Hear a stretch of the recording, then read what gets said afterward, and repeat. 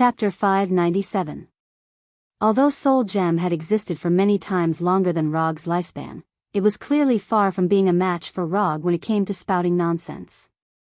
Men were most afraid of being told that they were inferior to others. Although Rog didn't know the gender of Soul Gem, from the fact that Soul Gem didn't reject being brothers with the Reality Gem, Strength Gem, and other gems, it was likely a man. At the very least, in terms of mentality and thinking, it was more like a man. After a few minutes of silence, Soul Gem finally controlled Red Skull again and said, "I know you're talking nonsense, but what you said makes sense. The few of them can find a suitable home. There's no reason why I can't find one. I agree to your deal. I'll go to Earth with you.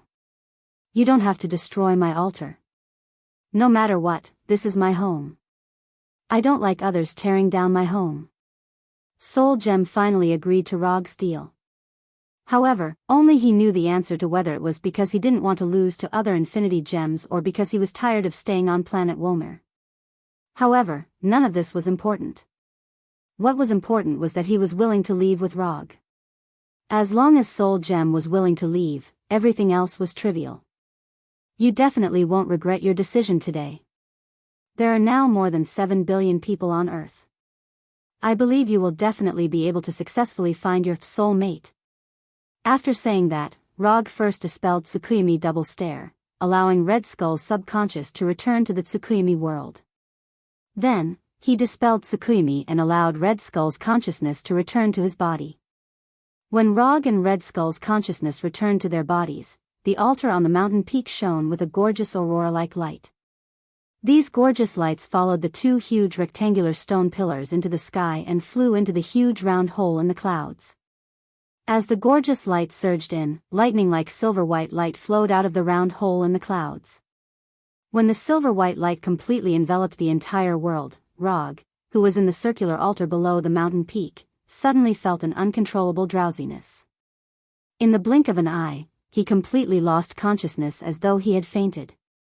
When he opened his eyes again, he saw the lavender starry sky of Womer. At this moment, he was lying in a small puddle near the peak of the altar. The cold water instantly woke him up. Without any hesitation, he raised his right hand and opened his tightly clenched right fist that was glowing with orange light. In the palm of his right hand, there was a yellow gemstone the size of a finger that was emitting an orange glow.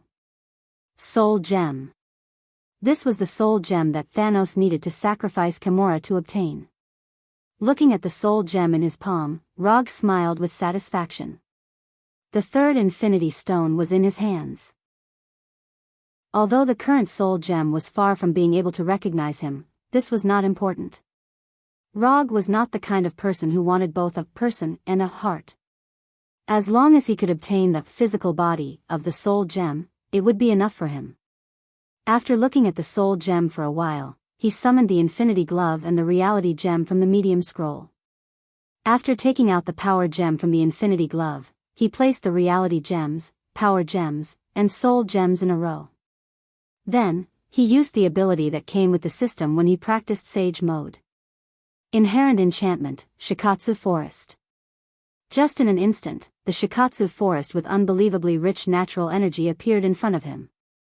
Looking at the Taiha treasure vault not far in front of him, Rog directly disappeared with the Flying Thunder God and instantly came to the inside of the main hall of the Taiha treasure vault.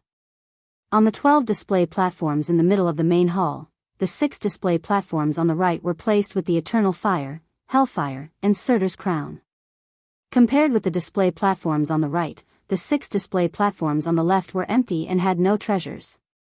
The first one on the left, the Red Reality Gem. The second one on the left, the Purple Power Gem. The third one on the left, the Yellow Soul Gem. After placing the 3 Infinity Gems in the order of the time they were obtained, Rog glanced at the symmetrical display platforms on both sides. 3 treasures on the right, 3 treasures on the left. Perfect symmetry. OCD was very satisfied. However, at this moment, he took out Thanos' Infinity Glove, which he didn't know where it came from, and there were already some cracks on it. Should I put this here as well? Although this Infinity Glove has some cracks because of overuse.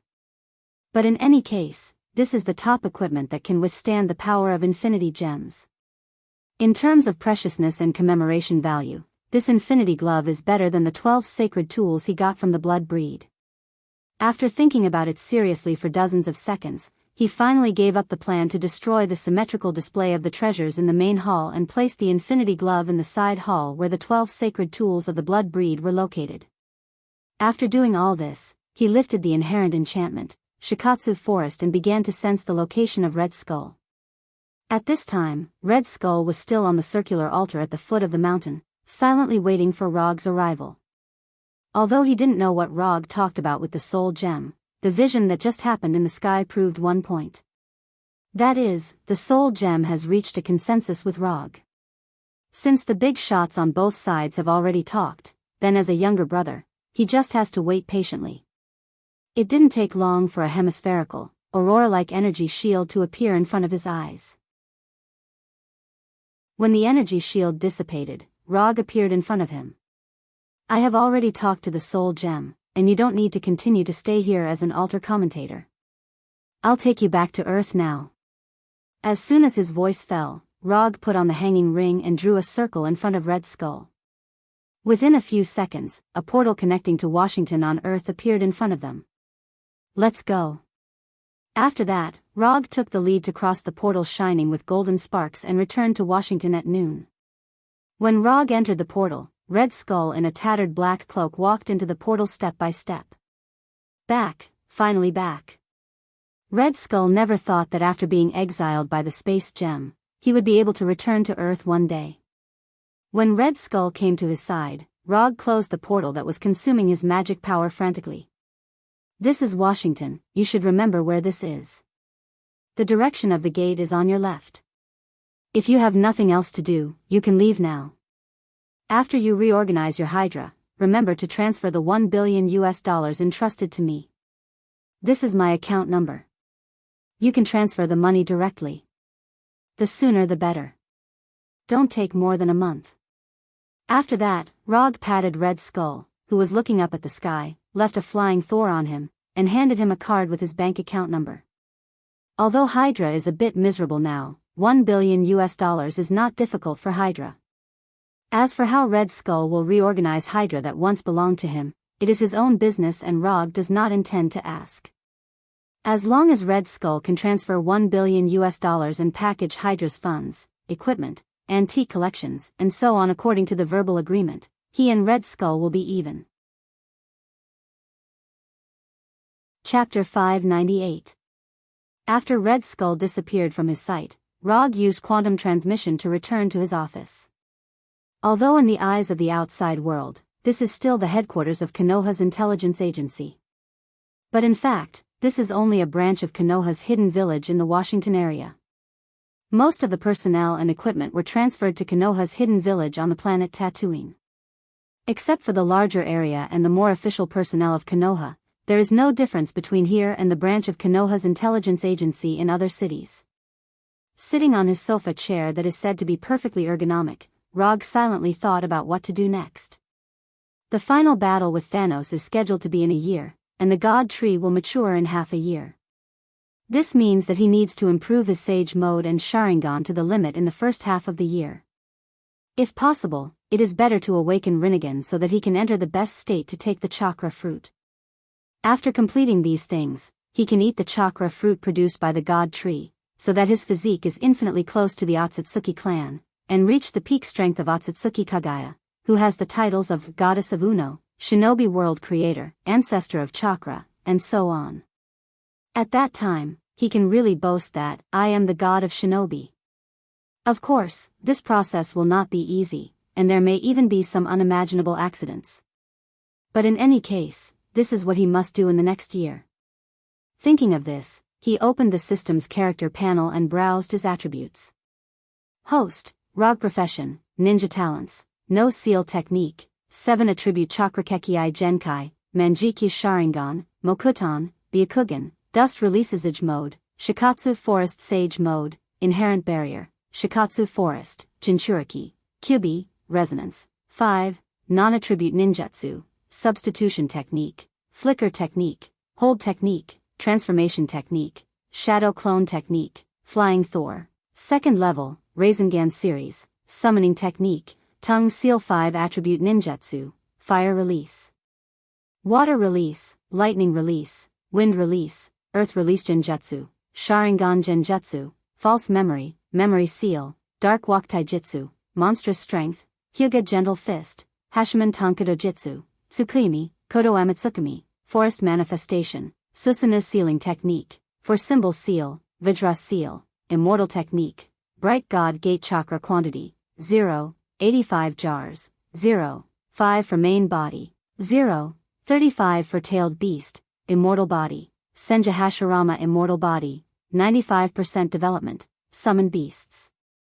Frank the Punisher, Edo Tensei, Bronsky the Abomination, Fenrir the Great Wolf Artifact, Tatsuka Sword, 2 remaining uses, Yada Mirror, 2 remaining uses, Unconsumed Ninja Coin, 0. The system hasn't mastered all the ninjutsu he has mastered. After all, he has mastered too many 5 attribute release jutsu. If he had to display them one by one, his attribute panel would become very long. In addition, the system also didn't display any genjutsu or genjutsu that are integrated with other forces, such as Hell, Sage Mode, Might Suit, Susanoo, Reality Genjutsu, and other genjutsu. Looking at his current attribute panel, he couldn't help but recall the time when he had just crossed into this world. At that time, in his ninjutsu column, there was only one ninjutsu, Flying Thor. Relying on this Flying Thor, he accumulated ninja coins little by little, selected and exchanged the right ninjutsu, and strengthened his strength little by little. That was really a period of poverty. He didn't know why, when he recalled the experience of being a private investigator, an idea that was both intuition and foresight suddenly popped up in his mind. In the battle a year later, he will die. He will die in the hands of Thanos. For ordinary people, this kind of sudden idea may be just a random thought without any reason. But for someone like him who was only one step away from becoming a divine father, such an idea suddenly popping up in his mind may mean a reminder of fate. It shouldn't be, right? Rog frowned and pondered. After thinking about it seriously for more than 10 minutes, he finally gave up the deduction of the battle a year later. Don't think about it, if Thanos can really grow to the point of killing him in a year, it is also the ability of Thanos. Time passed day by day, unknowingly. 3 months have passed since he returned to Earth. In the past 3 months, he has been practicing his Sage Body and Sharingan step by step, pushing them to the extreme little by little. More than 2 months ago, Red Skull transferred $1 billion to his bank account as agreed in the commission, which gave him a small amount of pocket money. In addition, Red Skull also sent the funds and equipment as agreed verbally, as well as some antiques. As for whether these were all in Hydra, he didn't delve into it and thought that Red Skull had fulfilled the promise. After the system sent the reward of Red Skull's commission, he accepted some commissions as a private investigator and re-experienced the detective career that he had just transmigrated to this world. Of course, when accepting and executing commissions, he used transformation jutsu to change his appearance and did not perform these commissions in the name of 4th Hokage. These commissions were not difficult at all, but they also provided him with a lot of ninja coins, which increased the number of ninja coins he had not consumed to 165. After having these ninja coins, he didn't go to the system to exchange anything, but saved all these ninja coins as he had previously exchanged ninja coins for Sharingan. Practice, execute commissions, continue to practice, continue to execute commissions. This was his main life for the past 3 months. During this period, he also took the time to fulfill his promise to the Soul Gem and took the Soul Gem to Asgard and Kamartaj, letting the Soul Gem see the Space Gem and the Time Gem once. He originally planned to see the illusion as well, but when he contacted Tani, Tani told him that the illusion had been lost for a long time. Yes, the illusion with the Soul Gem on his forehead has been lost. Although Fu Lien tried their best to find the illusion, unfortunately, they never found the whereabouts of the illusion. In addition to the disappearance of the illusion, Fu Lien also encountered a very troublesome thing recently. The blood race, who had been extorted by Rog for 12 sacred tools, actually brought their ancestor Cain back to the world. Not only that, but the blood race also appeared in the eyes of the world, completely breaking their commandment of seclusion. He didn't know what those blood race were thinking, but after the appearance of Cain, they took the initiative to provoke a battle with Fu Lien. What's even more surprising is that Fu Lien actually lost. Fu Lien lost in the hands of Cain. If it wasn't for the fact that Tony managed to get a few divine weapons that heaven had left behind on Earth, the Avengers would have been gone by now. Chapter 599. The Avengers were in decline. Thor, one of the 6 Titans, didn't come to Earth much anymore. He stayed in Asgard all year round to deal with government affairs. Walter and Pietro, who were supposed to join the Avengers, became part of Konoha because of Rog. Although Hulk was still in the Avengers, he didn't agree with the Avengers' philosophy at all. He would continue to stay in the Avengers purely because of Natasha and Banner. If it were up to him, he would have left the Avengers long ago. Phantom, who had the soul gem and the vibranium body, could have made up for the decrease in combat power when Thor wasn't in the Avengers. But now, no one knew where Phantom had gone. As for Tawny, Rogers, Captain America, and the others, they were very strong in the eyes of ordinary people. But in the face of real high-level combat power, they lacked the absolute strength to make the final decision. In the past, the appearance of the vampires would have been handed over to Konoha's Intelligence Bureau and dealt with by Konoha. But this was already in the past. Ever since the New York Accord, Konoha's Intelligence Bureau didn't care much about these things. The current Konoha's Intelligence Bureau was like a fishing unit that only received a salary and didn't do any work. Unless the vampires and Cain took the initiative to attack, Konoha wouldn't take the initiative to do anything. In the past, when Konoha was in charge of these things, the government and the people felt that Konoha's approach was too domineering. But now, when the vampires and the other dark races appeared, they began to miss the time when Konoha was in charge of these things. At least at that time, under the domineering style of Rog and Konoha's Intelligence Bureau, no organization or dark race dared to jump out and go against the government so blatantly. In fact, a week ago, Rog received a call from Secretary of State Ross and a few military bigwigs, hoping that Konoha could continue to perform some of its previous duties. But Rog rejected them without even thinking about it. Konoha wasn't so cheap that they could come and go as they pleased. Even if Konoha was still receiving a salary from the government, Rog didn't give them any face at all. If they weren't happy, then they could just stop Konoha's funds. Anyway, Konoha didn't count on these funds now.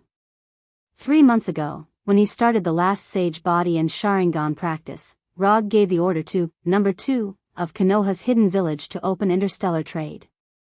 The current Konoha Hidden Village can now trade with other planets to obtain the materials they need.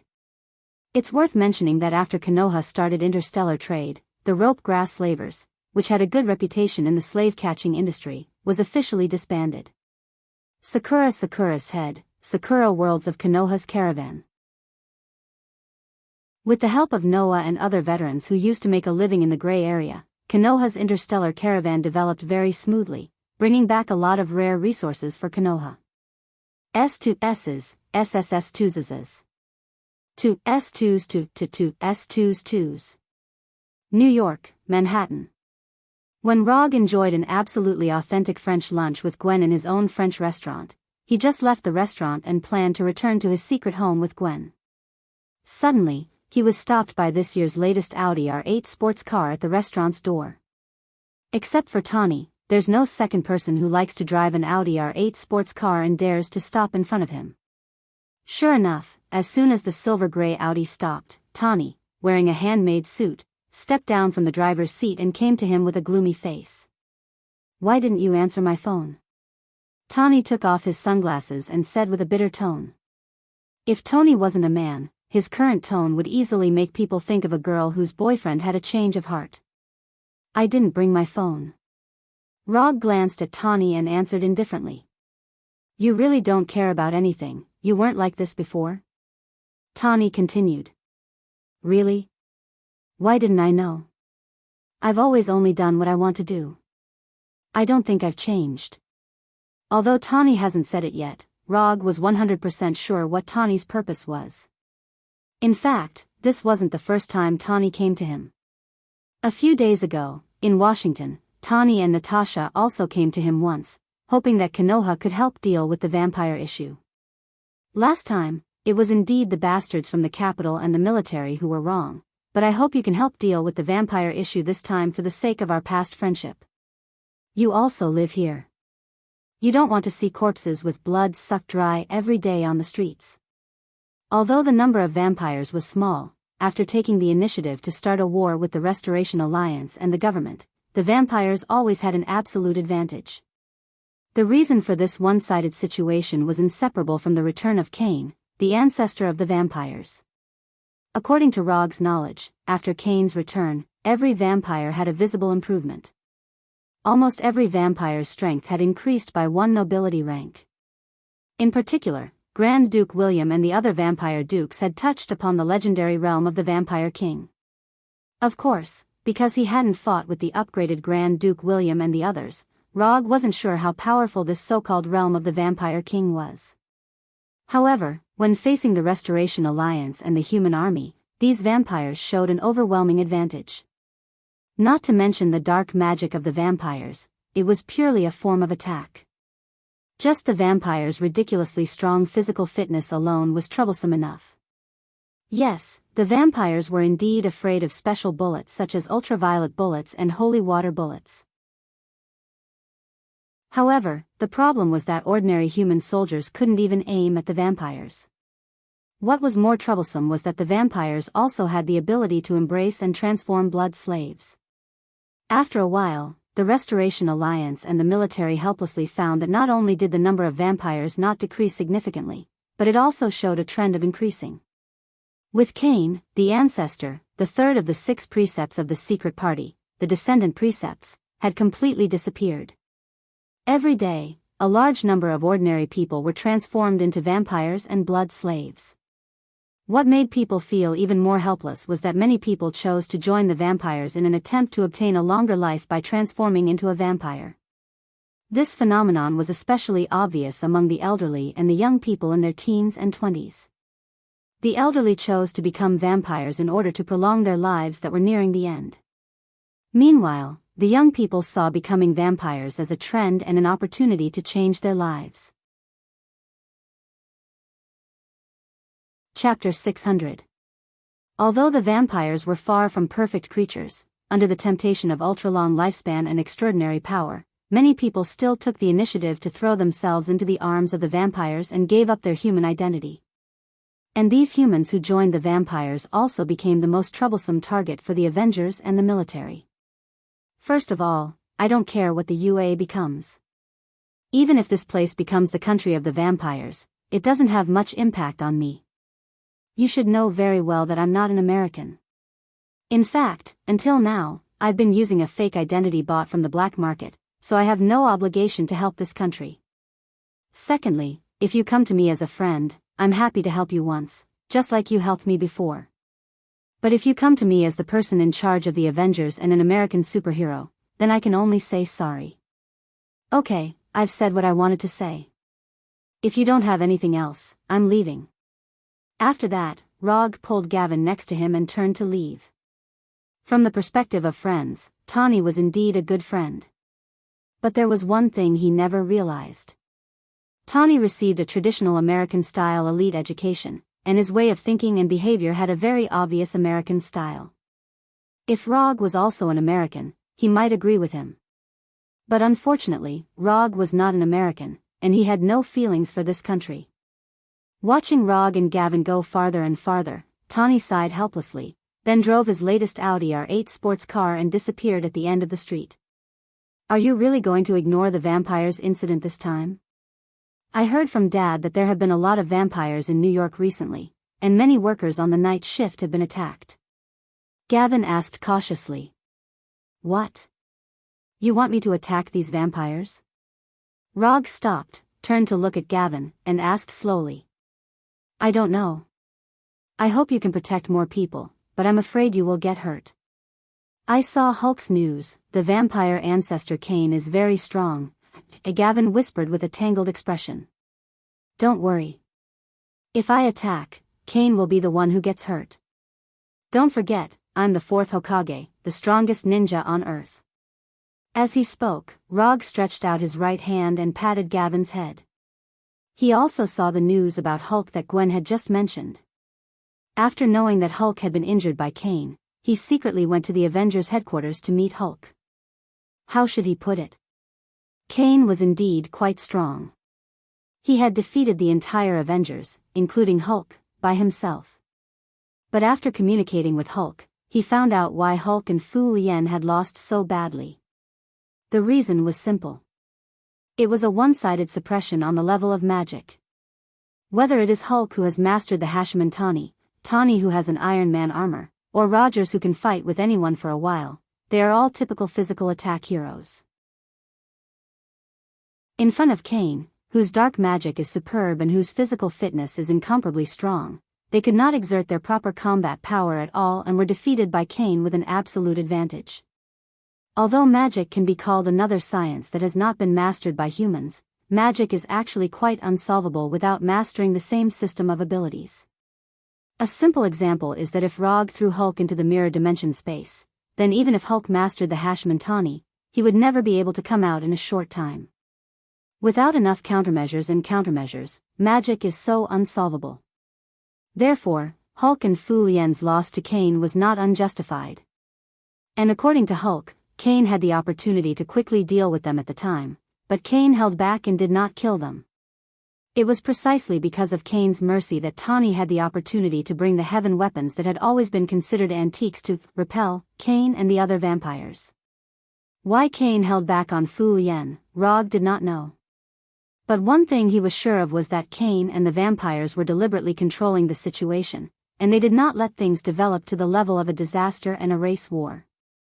Except for the cities in the United States, there was no case of vampires attacking humans in other countries. All of the vampire attacks were concentrated within the borders of the United States. Furthermore, the scale of the attacks was not considered large, far from the scale of a large-scale war. In fact, the scale of the attacks was not even as large as the previous two battles between Roger and the military. Don't think too much. If things really develop to the point of no return, I will definitely go to Kane and talk to him. No matter what, I'm still a human. After temporarily dispelling Gwen's worries, Rog returned to his secret nest in New York with Gwen. Time flies, and unknowingly, a week passed. After accompanying Gwen for 2 or 3 days in New York, Rog returned to Konoha Hidden Village on Tatooine and began his cultivation again. Sage Mode Development Progress, 100%. After more than 3 months of cultivation, he finally raised the development of his Sage Mode to 100%, allowing his Sage Mode to reach the same level as Hashirama. The complete development of his Sage Mode brought him 3 significant changes. The first is the increase of chakra. Coupled with the Kyubi chakra he can currently borrow, his total chakra has officially surpassed Hashirama's, reaching 1 pillars. Among them, the amount of chakra that belongs to him is 0. 7 pillars, and the amount of chakra that he can borrow from Kyubi is 0. 4 pillars. The second change is that his Manjiki Sharingan has officially been upgraded to the Eternal Manjiki Sharingan.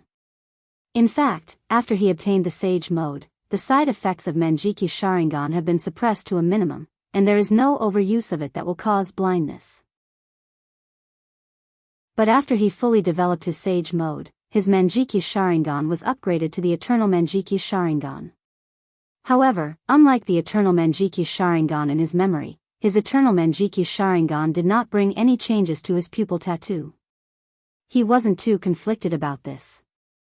The reason is simple, because his Eternal Manjiki Sharingan was forcibly upgraded through Hashirama's Sage Mode, not by transplanting other people's Manjiki Sharingan. The third change brought about by the complete development of his Sage Mode is related to Mokuton. He doesn't know if it's because Hashirama's Sage Mode can perfectly match Mokuton, but after developing his Sage Mode to 100%, he found that using Mokuton doesn't consume much chakra. Compared with before, the amount of chakra he needs to use Mokuton is reduced by about half, and he has more detailed control of the plants he creates. Chapter 601. Compared with the improvement of chakra and Eternal Mangekyo, the improvement of Mokuton seems a bit insignificant. But in any case, this can effectively improve Rog's combat effectiveness in Mokuton. After all, before, he could only cast one Mokuton ninjutsu with chakra, but now he can cast 2 Mokuton ninjutsu. This also means that if he only uses Mokuton in battle, his chakra is equivalent to twice as much as before. After adapting to the fully developed sage body, Rog left his exclusive Hokage training room and came to the office of the Hokage building. Although he is the Hokage of Konoha Hidden Village, with artificial intelligence, number 2, and Hinata, he doesn't need to deal with too many internal affairs of the Hidden Village, and he only needs to make final decisions on some major events. Just when he finished dealing with the few village affairs and planned to return to his mansion to have a good rest, number 2's mechanical synthetic voice suddenly sounded in his ear. Hokage-sama, the Konoha Intelligence Agency headquarters on Earth has received a message from Kamartaj's New York temple. Should we check it now? Kamartaj? After hearing number 2's report, Rog froze for a moment. Although he has the name of Kamartaj, an Ancient One's student, he has always taken the initiative to contact or go to Kamartaj, and Kamartaj has never taken the initiative to contact him, a wandering sorcerer.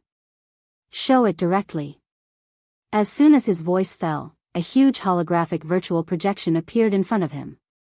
This is a video message, and the one on the video is a typical Asian face. This is Wang. Looking at the slightly chubby face in front of him, Rog recognized his identity at a glance.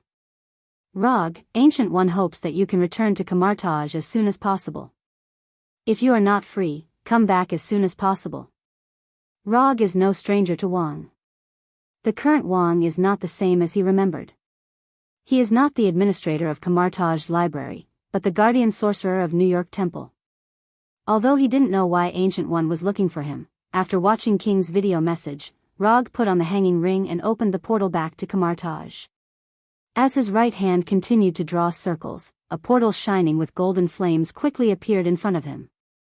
Just as he was about to step into the portal, he suddenly remembered something and said to number 2 without looking back, "Tell Hinata that I'm back on Earth, and I'll have dinner with her next time."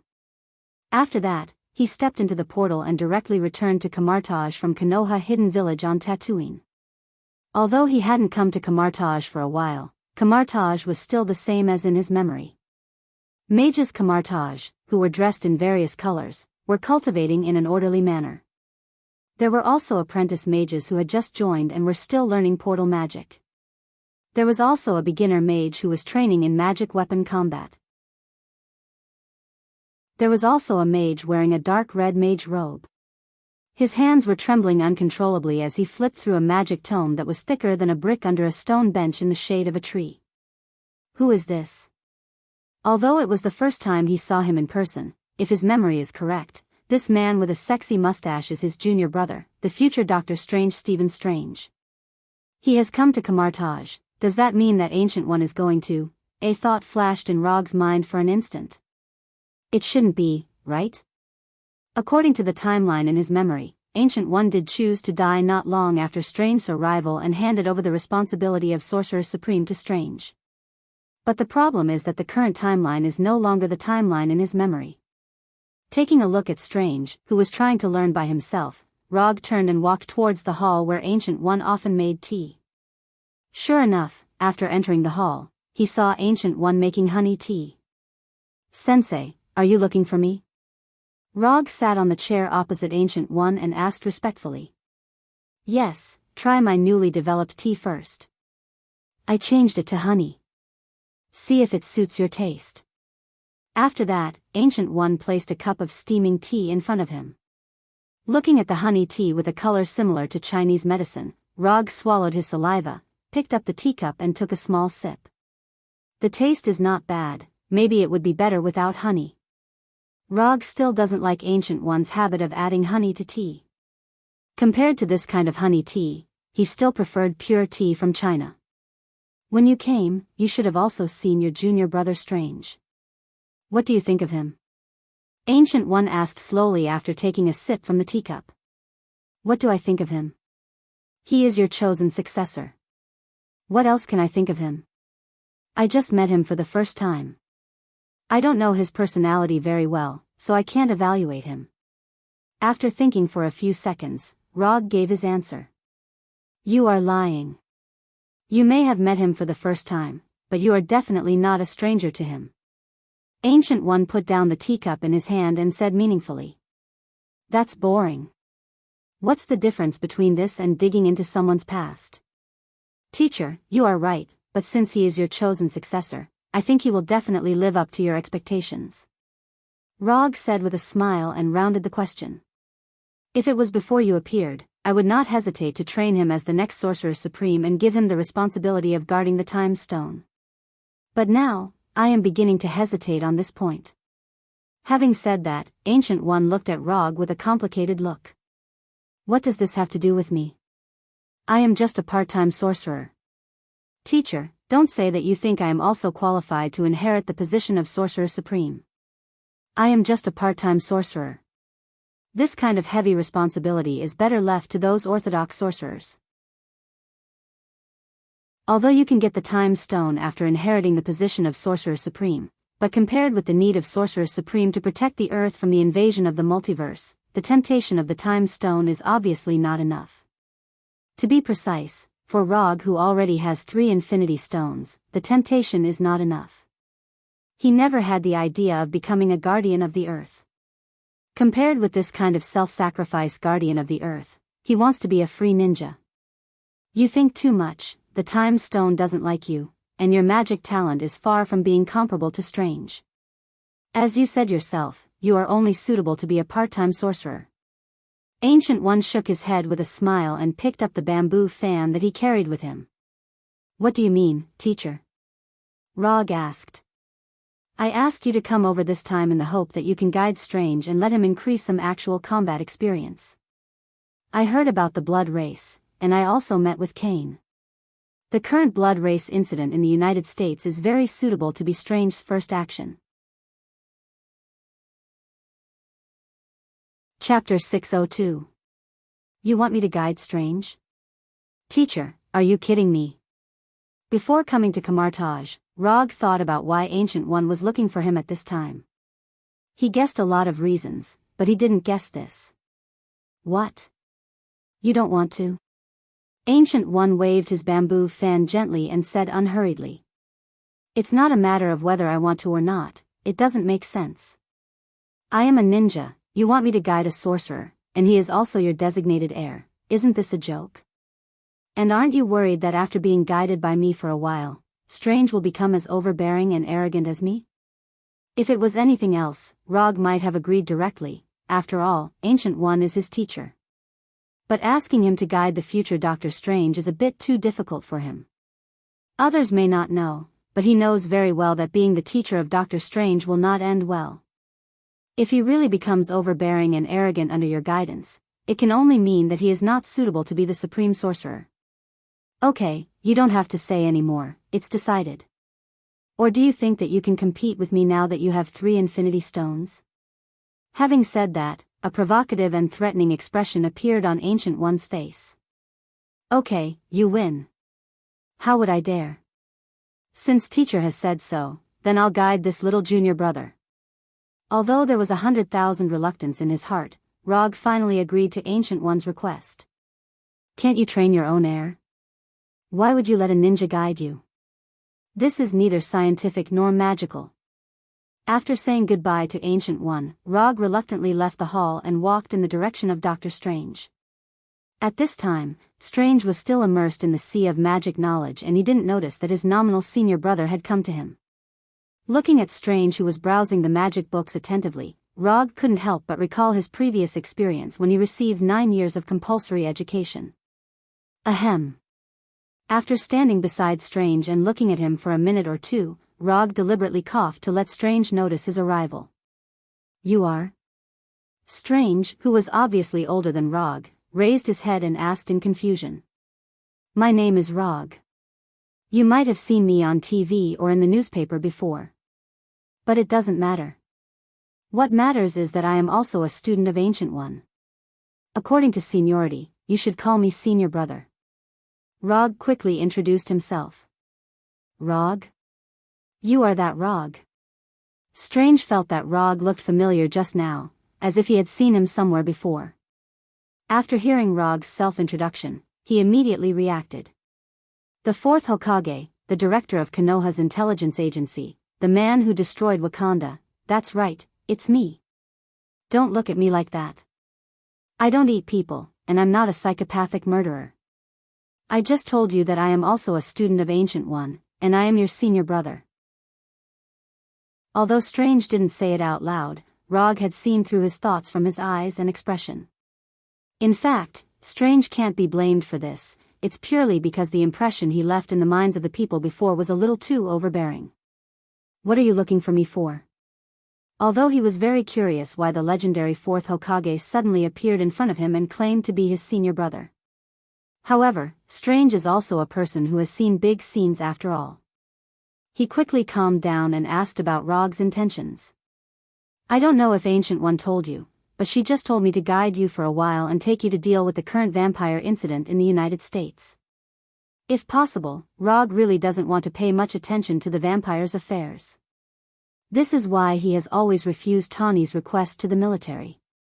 But he didn't expect that Ancient One would actually ask him to deal with the vampire's affairs, and with Strange, the new sorcerer. Ancient One told me that there would be a new sorcerer to guide me for a while, but she didn't say it was you, and aren't you a ninja? When did you become a Camartage sorcerer? Like Rog, Strange didn't expect that Ancient One would arrange for Rog to guide him, which made him frown unconsciously. Strange knows that Rog is very strong, and he is a ninja who can fight against the US military by himself.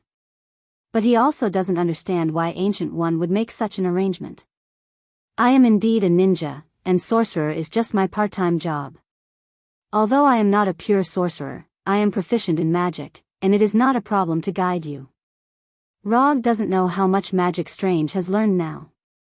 However, judging from the fact that he is still reading the Sanskrit version of the basics of magic, he won't be joining Camartage for too long. Really, that's not necessarily the case. As he spoke, Strange silently closed the book that was as thick as a brick. Then, as if he was performing a finger dance, his hands quickly danced. A few seconds later, golden whips connected to each other appeared between his hands. Light of magic. When Strange just made the first magic gesture, Rog knew what magic he wanted to use. However, he didn't stop Strange. Instead, he allowed Strange to cast the spell. When the golden magic whip in his hands took shape, Strange raised his right hand and tried to throw the magic whip in his hand at Rog. However, at the moment he raised his right hand, Rog's body quickly emerged with magic fluctuations. Hold human spell. In just an instant, Strange's whole body was completely fixed, maintaining the posture of trying to whip Rog with the magic whip. Hold human spell. This is not a compulsory spell for Camartage mages. Although this spell is also collected in Camartage's library, there are not many Camartage mages who really learn this spell. He doesn't know if it's because of tradition or the aesthetic of Camartage mages are similar, they all prefer the kind of golden magic. Don't waste your energy, unless your spirit and magic power are higher than mine, you won't be able to break free from the shackles of this spell.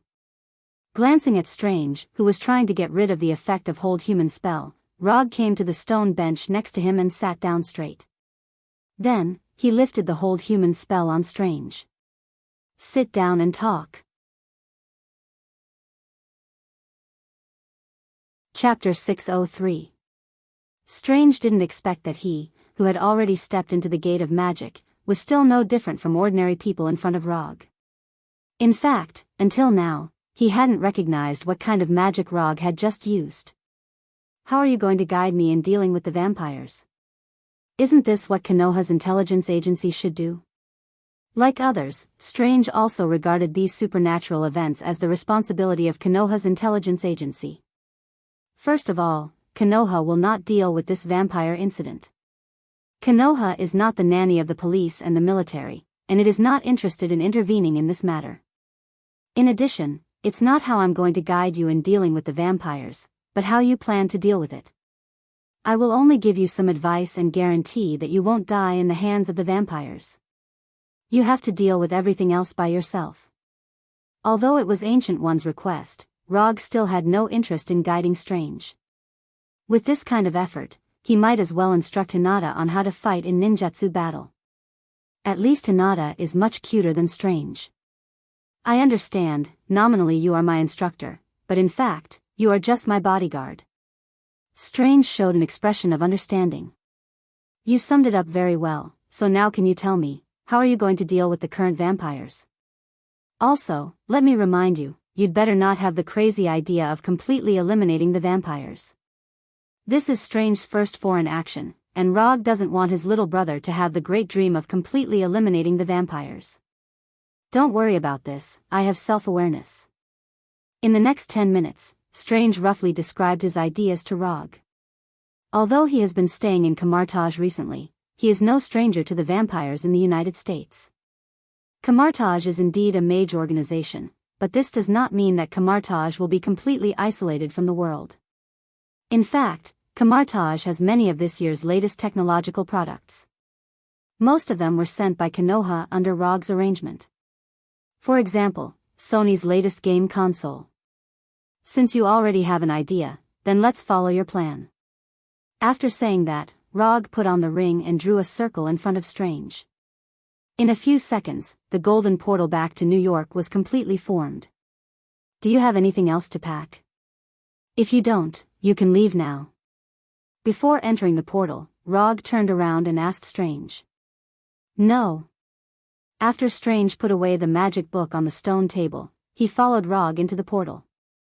Rog didn't take Strange to Konoha's New York branch. Instead, he took Strange directly to Konoha's New York temple. This time, it's a private job, so he doesn't intend to use Konoha's power, and he doesn't need to use Konoha's power. The two of them had just passed through the portal and arrived at the New York sanctum when Wang, holding a one-handed staff, hurriedly appeared at the staircase on the second floor. After seeing that it was Rog and Strange, King put away the staff in his hand and walked down from the second floor. Then, he asked in confusion, "Why are you here?" Ancient One arranged some tasks for the two of us. Rog didn't tell King what their specific task was. King is just the guardian sorcerer of New York Sanctum. As long as the blood breeds are not crazy enough to attack New York Sanctum, then this matter has nothing to do with King. Then help yourself. If you want to use any magic tools, you can go to the exhibition hall on the second floor to get them. Of course, the premise is that the magic tool is willing to let the two of you use it.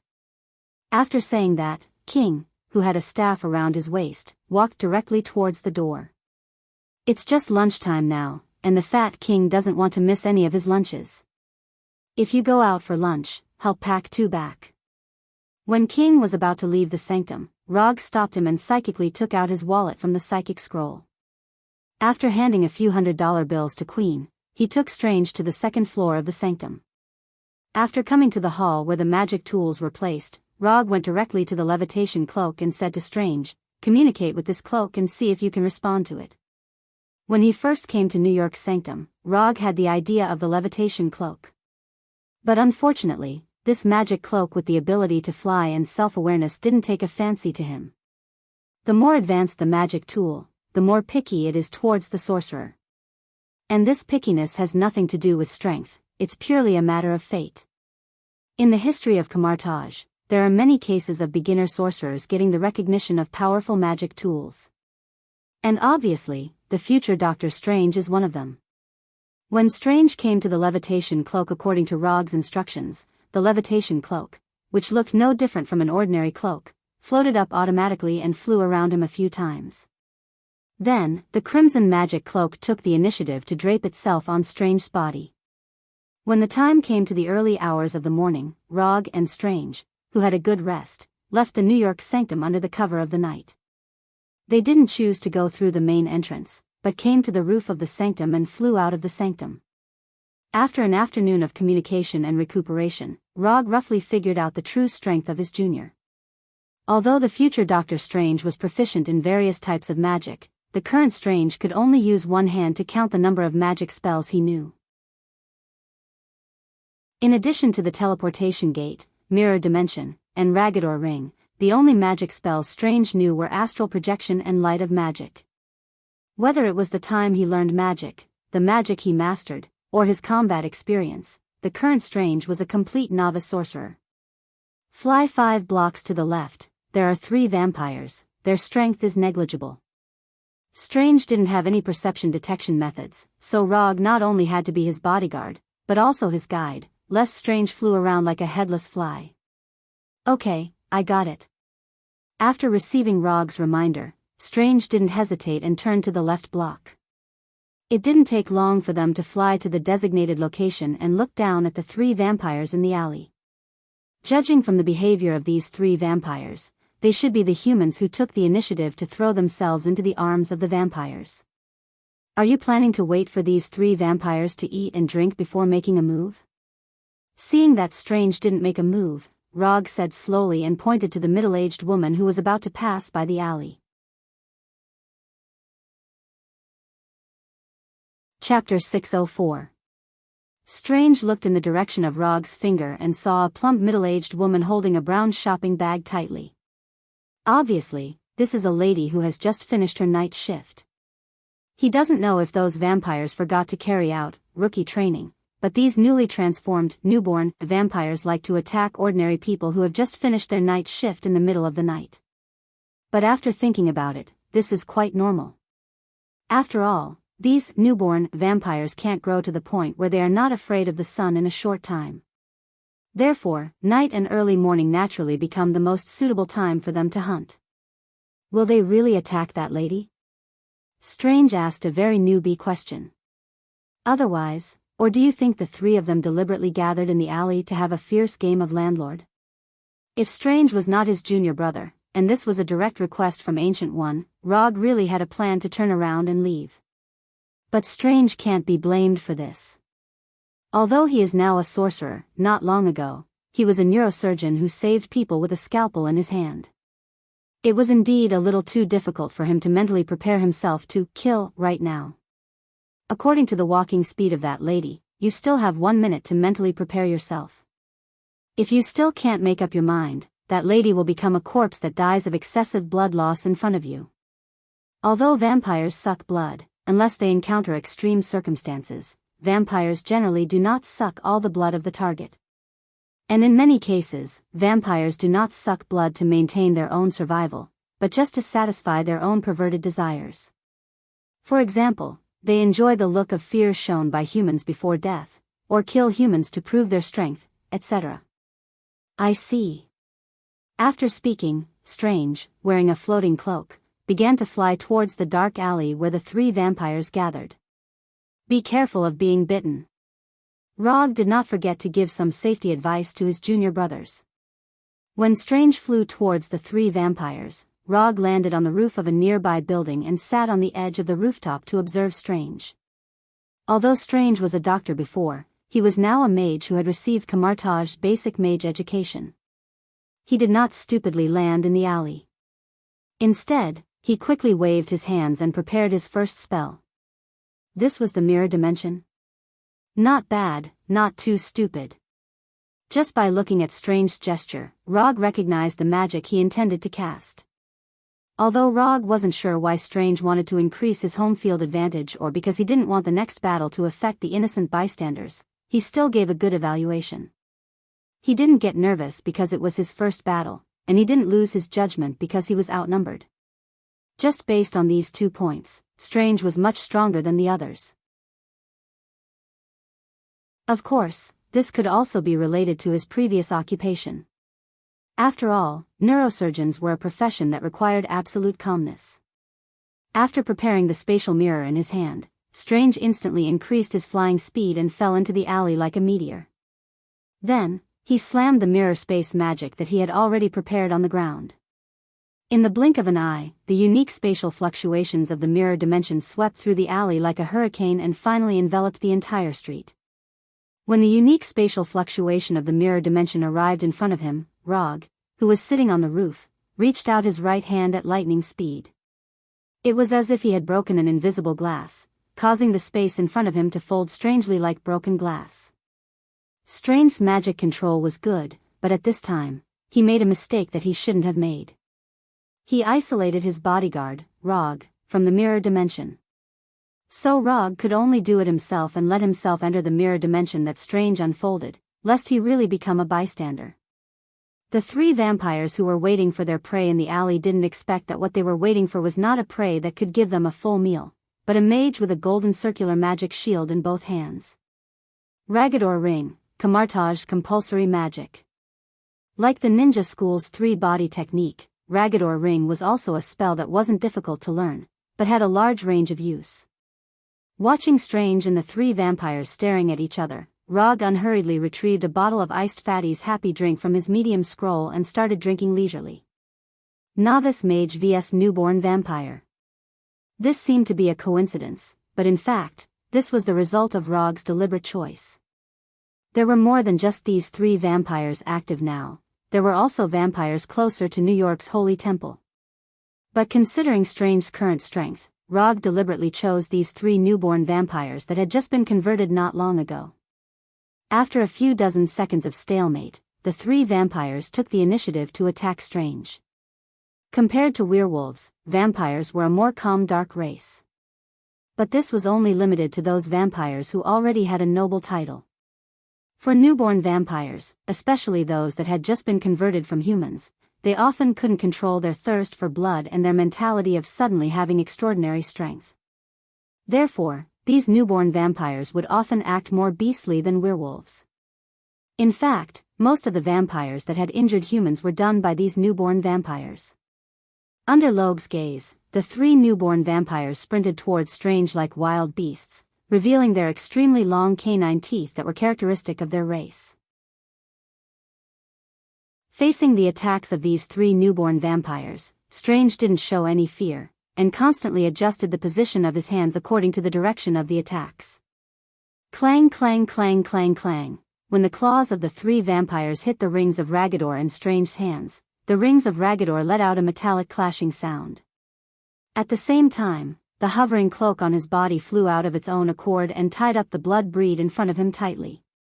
When the hovering cloak bound one of the vampires and brought him to crash into the other two vampires, Strange decisively retreated a few steps and removed the Ragador ring in his hands. Although the magic power of the Ragador ring could cause some burns to these vampires, these burns wouldn't take long to be healed by the regeneration ability of vampires. Therefore, Strange decisively gave up on counterattacking tactics and decided to use offense instead of defense. Magic Light. A second or two later, a magic whip flickering with golden sparks appeared in Strange's hands. Chapter 605. In the minds of most people, mages were a group of people with weak physiques. But Kamartaj's mages were a bit different.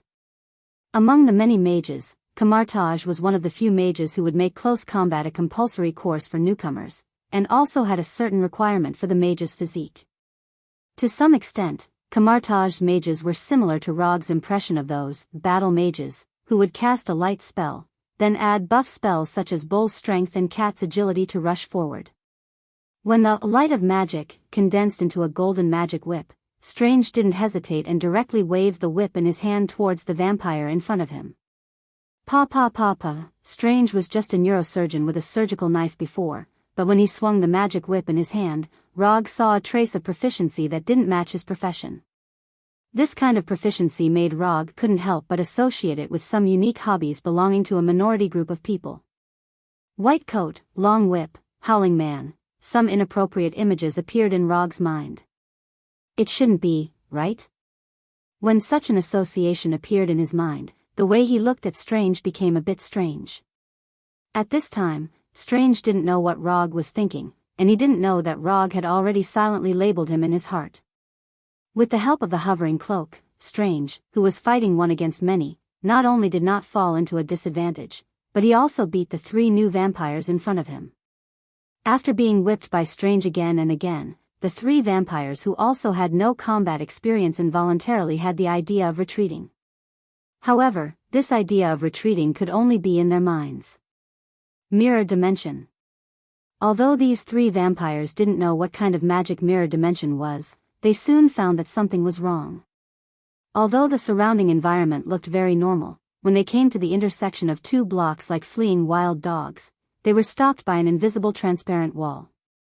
No matter how hard they tried, they couldn't cross this transparent wall that they couldn't see at all. Trouble. At this moment, the three newborn vampires finally understood why Strange slapped the ground fiercely when he arrived at the alley. After confirming that they were completely trapped by an unknown magic, the three vampires also completely dispelled the idea of retreating, and looked at Strange behind them with fierce eyes. After becoming vampires, this was the first time they encountered such a situation. However, they quickly calmed down. It's just a human who has mastered some extraordinary abilities, don't be too arrogant. Vampires are the strongest. After exchanging glances with each other, the three vampires attacked Strange again. Although the magic whips condensed from the light of magic would make them feel a burning pain, it was far from threatening their lives. Moreover, the vampires were born with powerful regenerative abilities, which gave them enough confidence in fighting Strange. Isn't it just a burn? I don't care. However, the three vampires soon discovered that they had underestimated Strange. Just as they madly ran towards Strange like mad dogs, Strange, who was wearing a hovering cloak, flew up to the air more than 20 meters above the ground. If flying up was just to avoid the attack of the three vampires, then Strange's following action was equivalent to sounding the death knell of the three vampires. Just as the three vampires looked at Strange in the air helplessly, Strange removed the magic whip in his hand, and put on the necessary tool for casting teleportation gate magic. After putting on the ring, Strange drew a circle in the air.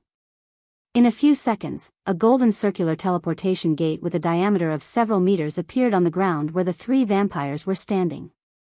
The teleportation gate flickering with golden sparks quickly took shape, and the three vampires standing on the ground quickly fell under the influence of gravity.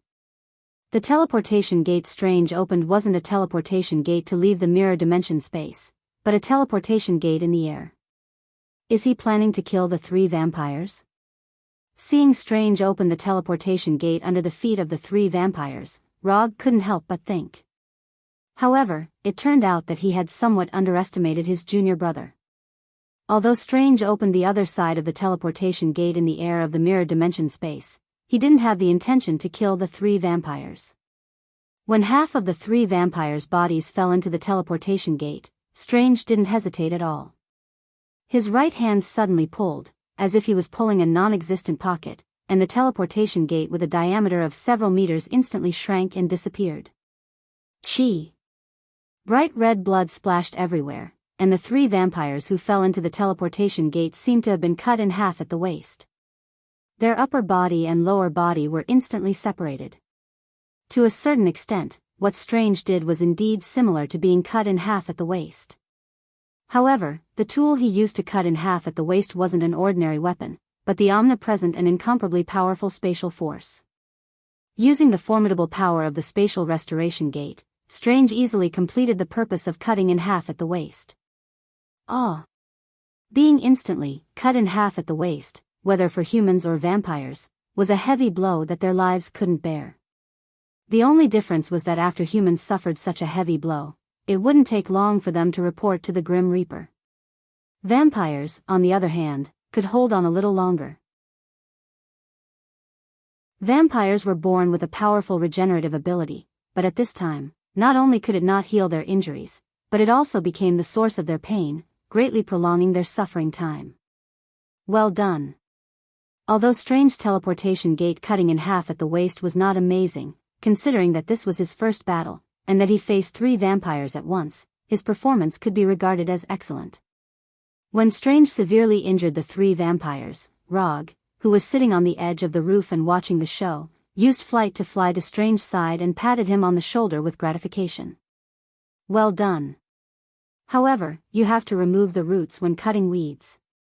Letting them die as soon as possible is also a kind of mercy. As soon as his voice fell, Rog raised his right hand and summoned 3 small clusters of hellfire on his index, middle, and ring fingers.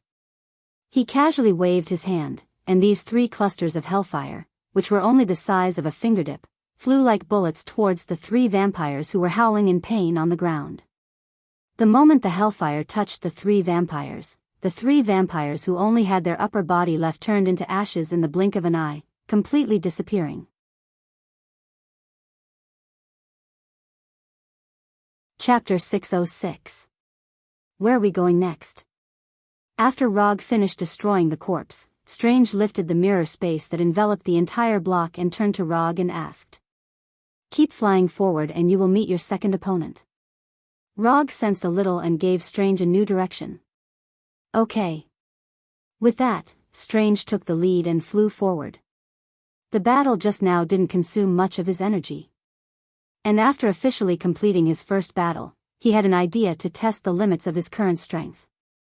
Although he didn't say this idea out loud, Rog saw his plan at a glance. Rog also had this idea in the past, and what he did was even more excessive than what Strange did. Rog remembered that at that time, he went directly to a Russian mafia and broke into the mafia's headquarters with a knife, rescued the kidnapped hostages, and then accepted the mafia's property. That commission didn't get much ninja coins, but it opened the idea of increasing his side business. It was also from that day on that he began to gradually develop the habit of never failing to act. Under the bright moonlight, Rog and Strange flew quickly through the air like two ghosts, flying towards the fourth unlucky vampire. Although he was Strange's guide at this time, in fact, this late-night hunting plan was entirely Strange's own idea. According to his explanation, he would first use these low-level vampires to improve his combat experience, and while attracting the attention of the vampires, he would eliminate the vampires in New York little by little. As long as he can maintain a stable elimination efficiency, then the high-level vampires in New York will focus on him. At that time, he can get rid of the person in charge of the vampires in New York and finally eliminate all the vampires in New York. Generally speaking, there is no problem with his plan. The only uncertainty at present is what kind of strength the vampire in charge of New York has. However, because his current guide is Rog, he can basically ignore this. Even if the vampire in charge of New York is the legendary vampire ancestor Kane, Rog has absolute confidence in protecting Strange. If he wants to kill Strange in front of him, even if Ancient One does it himself, he may not be able to do it.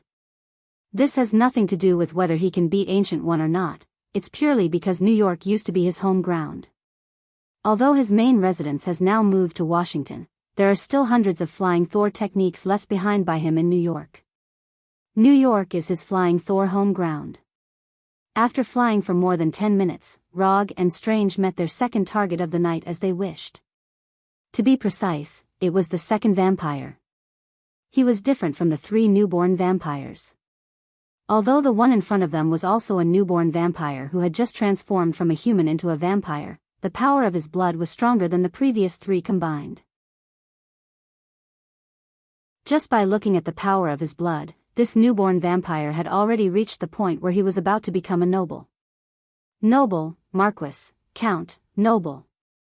This was not only the division of strength among the vampires, but also a reflection of their status. When the vampires still abided by the precepts of seclusion, any vampire can get a title that belongs to them. The only difference is that some vampires advance faster, while some vampires can only rely on their long lives to accumulate experience, to improve their title little by little. Brandy Johnson is very satisfied with his current life, or to be precise, he is very satisfied with his life after becoming a vampire. After the vampires appeared in the human world, Brandy Johnson realized that this was an opportunity to completely change his life. While most people were still wary of the legendary blood breeds, he did everything he could to find a blood breed in New York. He, who had taken the initiative to approach them, had almost become the vampire's food. However, after he groveled and expressed his admiration and yearning for the great blood tribe, he obtained the opportunity to receive the embrace from this blood tribe. To some extent, he can even be regarded as the first human in New York to take the initiative to embrace the vampire. Although it was shameful to give up the identity of a human, his sacrifice allowed him to see the hope of changing his life. After accepting the embrace and becoming a blood breed, he displayed an extremely high talent. In just a few months, he grew from the lowest level of vampire to only one step away from becoming a baron. Even his father, who gave him the embrace, was shocked by the talent he displayed. As long as he maintained his current hunting and feeding efficiency, it would take him at most half a month to raise the blood power in his body to the point where he could be promoted to a baron. He would become a true noble vampire with a title and be recognized by the clan. Yes, as long as a vampire had a title, he would be recognized by the clan. he would not be seen as a servant or slave. Before he became a vampire, Brandy Johnson had been a young man who had a bright future ahead of him. However, real life taught him a lesson time and time again. If you didn't have a prominent background, if you didn't have the absolute talent to look down on others, if you didn't have the support of a superior, then, no matter how hard you try, you will never be able to break those invisible, intangible, but real, unspoken rules. Brandy Johnson also fantasized about using hard work to change his not-so-outstanding background and family background. Unfortunately, in a capitalist society where money was paramount, the harder he worked, the faster his boss could get the latest Ferrari. Not to mention the fact that his credit had been stolen by his flatterer colleague, and that his longtime girlfriend had thrown herself at his sports car driving friend, and a series of melodramatic but real events, he was in despair. However, just as he was considering whether to take the initiative to end his clown-like life, the vampire appeared. Although a few months had passed, he still couldn't forget the scene when he became a vampire. His fat boss and flattering colleague knelt in front of him and begged for mercy. He also couldn't forget the fear and regret on his ex-girlfriend's face when he sucked her blood dry. Of course, he also couldn't forget the scene of the sports car friend who he once regarded as a confidant, but who appeared on his girlfriend's bed, crying in pain when he broke all 4 of his limbs. That cry was extraordinarily pleasant to hear. Thinking of this, a morbid smile appeared on Brandy Johnson's face.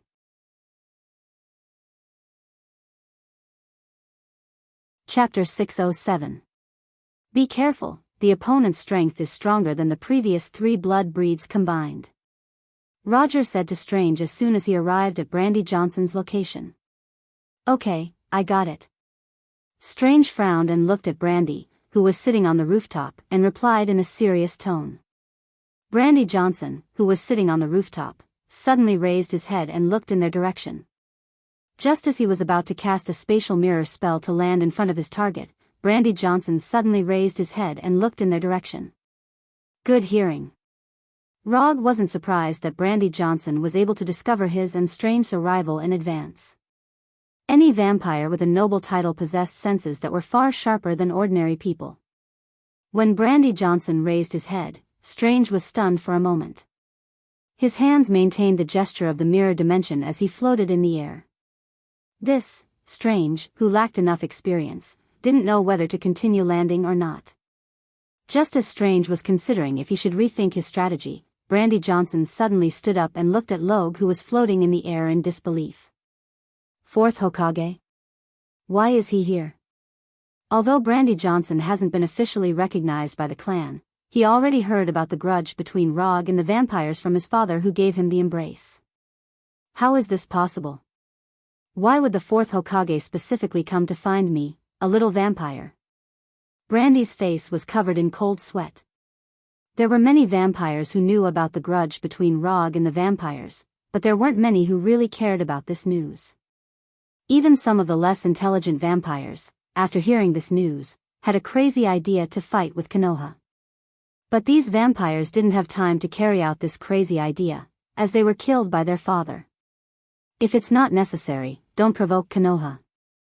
Especially Rog, the 4th Hokage of Konoha. Although this wasn't an official order, those vampires who dared to violate it didn't live to see the moon the next day. After confirming that the person floating in the air was Rog, Brandy Johnson didn't hesitate and turned to run. Rog sighed helplessly as he looked at Brandy, who was running away like a frightened stray dog. Although he didn't know how the vampires trained the vampires, from Brandy's actions, they obviously reminded the vampires to pay special attention to some things. What do we do now? Strange dispelled the spatial mirror spell that he had yet to cast and flew back to Rog. Follow him, maybe I can have some extra relaxing activities tonight. After saying that, Rog took the lead and flew toward Brandy. Brandy's running speed was far faster than ordinary people, and the escape route. But in front of Rog, who has the ability to fly and chakra, his escape was declared a failure. Rog and Strange followed behind him, like 2 hunters stalking their prey. How could this be? Could it be that they found out that I tortured and killed my ex-girlfriend and friends? Didn't they say that as long as I don't provoke Konoha, Konoha's people won't come? Brandy, who was running frantically, thought about the possibilities in his mind. But he would never have thought that the reason why he met Rog tonight was purely a coincidence. After flying for nearly half an hour behind the running Brandy, Rog and Strange came to an abandoned factory. In order to prevent Brandy from noticing that he was following them, Rog even cast a group invisibility spell on himself and Strange to conceal their figures. Under the gaze of the two of them, Brandy Johnson carefully walked into the factory that had been abandoned for a long time. When entering the factory, Brandy didn't forget to look up and look around to make sure that Rog didn't follow. When Brandy's figure disappeared behind the back door of the factory, Rog stopped Strange, who was about to land on the roof of the factory. There are a lot of vampires in there, and some of them have titles. After going in, your target is still the guy who ran away just now. As for the rest, I'll take care of it. Although there were a lot of vampires in the factory, for Rog, there was no difference between one vampire and a group of vampires.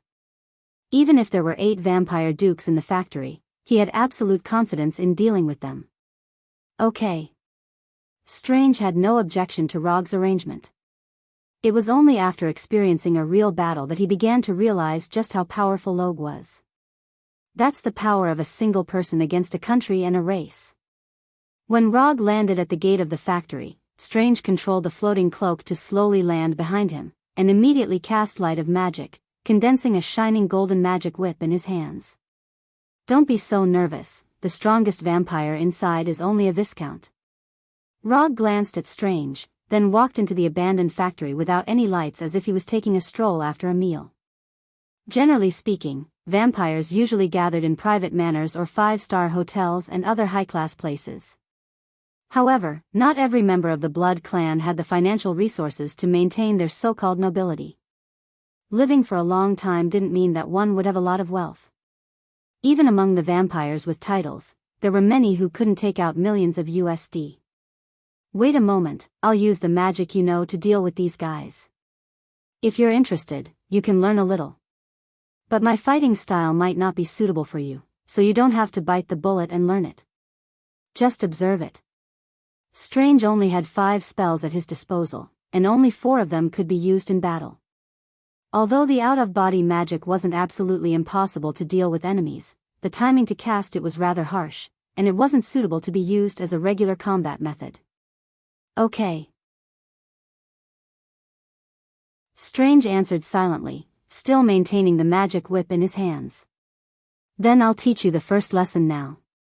In a dark environment, you need to avoid exposing your position as much as possible. After saying that, Rog pointed at the magic whip in Strange's hand that was constantly emitting golden light. After hearing Rog's reminder, Strange froze for a moment, then removed the magic whip in his hand. Without the light emitted by the magic whip, the surrounding environment instantly dimmed. The second lesson, distance is the key to determining the outcome of a battle. If the enemy is far away from you, then what you need to do is to find a way to close the distance between you.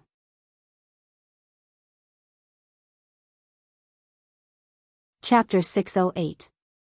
Distance? Strange repeated, and then nodded, indicating that he understood. Although he already gave a reply, Rog felt that he still didn't understand.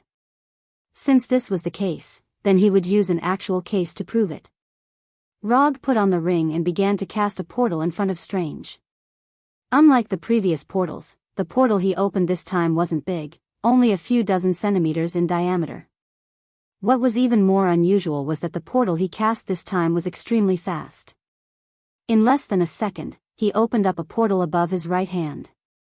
Looking at this unreasonably small portal, a puzzled look appeared on Strange's face. However, he soon understood Rog's plan.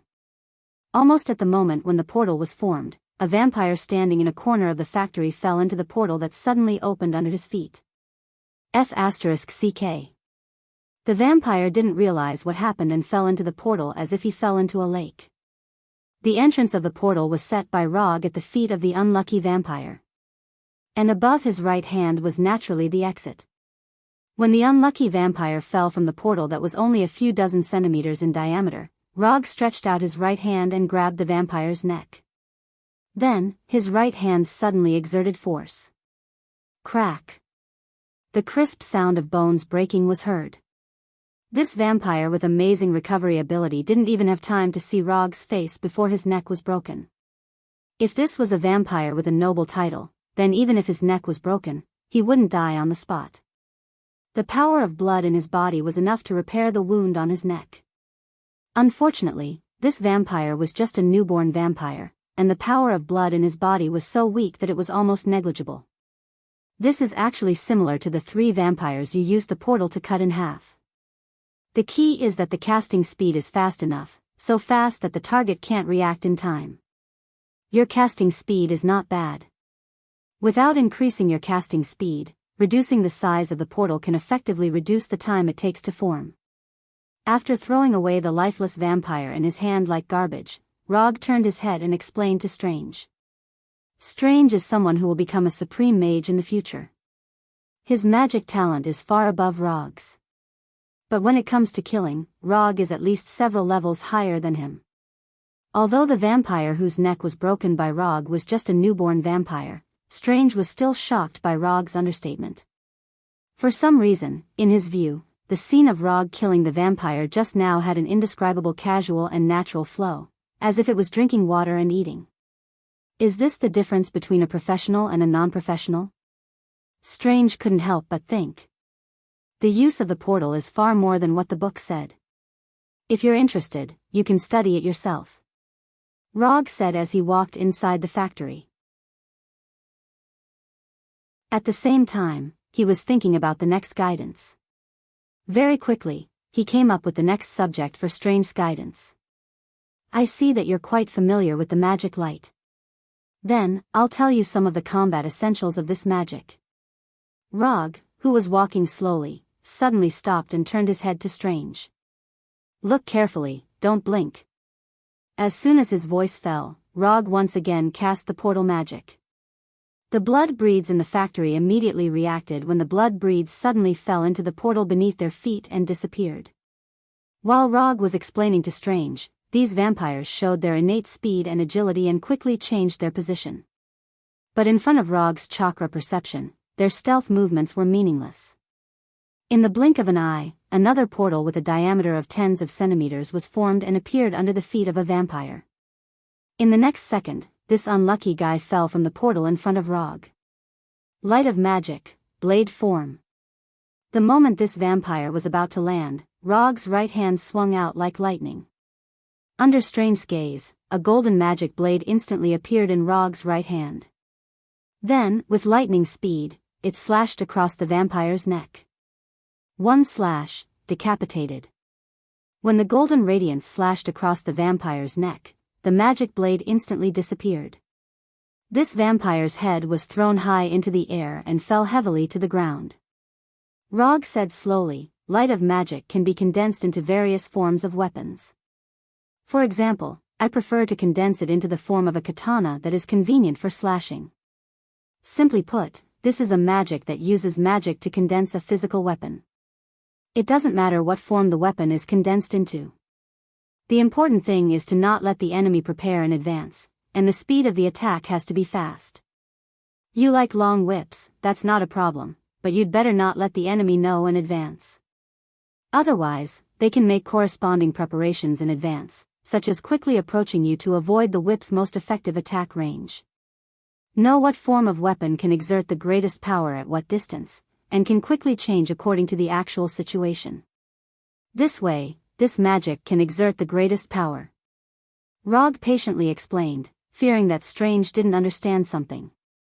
In fact, this kind of thing could be understood by Strange in future battles. But since he accepted the task of guiding Strange, he would naturally do his best to help his junior grow up. Understood. Although Rog was a mage taught by Kamartaj, Strange found that Rog's understanding of light of magic was completely different from his. In Rog's eyes, light of magic was a close-range weapon arsenal. And he found that no matter what kind of magic Rog used, he would try to pursue the instant effect as much as possible. In this regard, he was completely different from Kamartaj's fighting instructors. Not only did Kamartaj's mages like glittering magic, but they would also deliberately maintain the golden effect, as if they were afraid that others couldn't see it. But Rog was completely different. he seemed to hate these golden effects. There's nothing much to teach about mirror dimension. It's just a matter of the size and casting speed. You can slowly study this by yourself and strive to achieve instant effect. A spell that could be cast instantaneously was a good spell suitable for battle.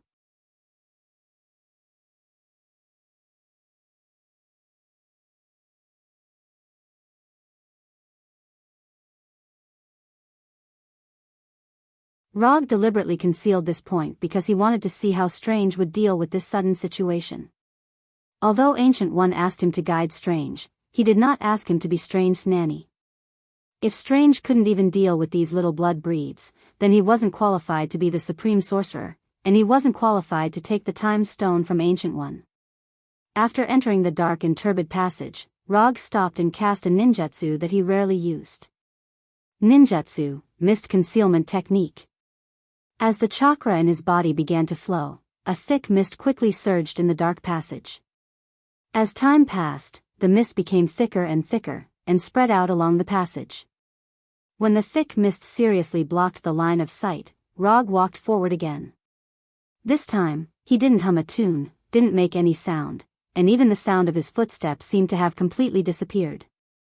Who did that guy Brandy meet outside? I've never seen him so flustered. Who knows, I've never liked him. Didn't he just receive the embrace earlier than us? What's there to be arrogant about? Do you think he met someone from the Avengers? Wasn't the Avengers taught a lesson by the ancestors some time ago? Maybe he met those street vigilantes. The street vigilantes that these blood breeds spoke of were the vigilantes represented by Daredevil. Strictly speaking, Gwen was actually a vigilante. Although she had the strength to become a superhero, because she didn't participate in any major crisis, she wasn't a real superhero. While these vampires were whispering to each other, Logue, who was using a different kind of silent killing technique, silently appeared behind them and watched them complain about Brandy Johnson. Mist, silent killing technique. This was the famous move of the Mist Ninja Zabuza, who was known as the Ghost Man. Chakra hit the whole body, and the purple chakra flow burst out like a ghost, and then through the fog produced by the mist concealment technique, he hit his tracks and moved at high speed to assassinate the enemy in the fog. If he was in a good mood, he could also appear at the last moment for an ultimate kill. However, this assassination method belonged to Zabuza's silent killing technique, not Rog's silent killing technique. Rog borrowed some ideas from Zabuza's silent killing technique and made some improvements. For example, the effect of stealth in the fog was enhanced, and the high-speed movement assassination was adjusted to silent movement assassination.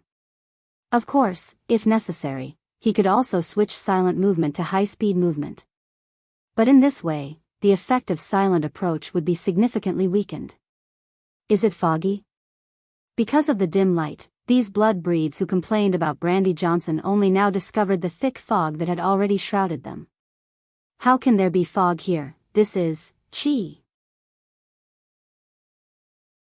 Before the vampire finished speaking, Rog, who had appeared behind them for a long time, waved the Kusanagi sword in his hand. The head that flew high and the blood that burst out suddenly awakened the group of vampires, and they fled in all directions like frightened birds.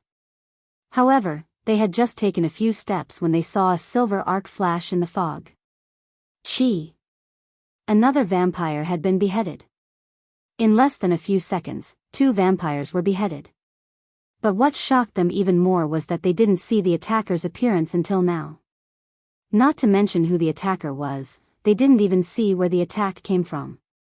Just as the 4 surviving vampires gathered back to back in fear and looked around for the attacker, a silver-white arc once again streaked across the thick fog.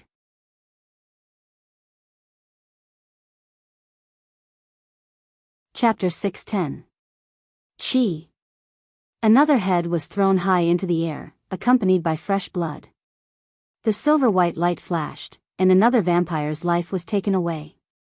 Under Rog's silent killing technique, the remaining 3 vampires felt an indescribable pressure.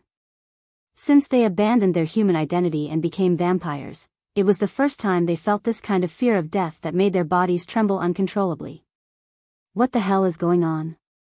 Although they wanted to know the answer, unfortunately, they were destined to go to hell with this question. For these former humans, who took the initiative to throw themselves into the arms of the vampires, Rog had no intention of holding back. He was not interested in knowing why these people chose to become vampires, but he despised this kind of inhumane approach. Human beings do have a lot of shortcomings, but no matter how many shortcomings there are, it is not a reason to give up their human identity. With Rog's strength, he can quickly kill these vampires in a short time. But he didn't do so, but deliberately slowed down his speed, a little bit prolonging the fear of these vampires.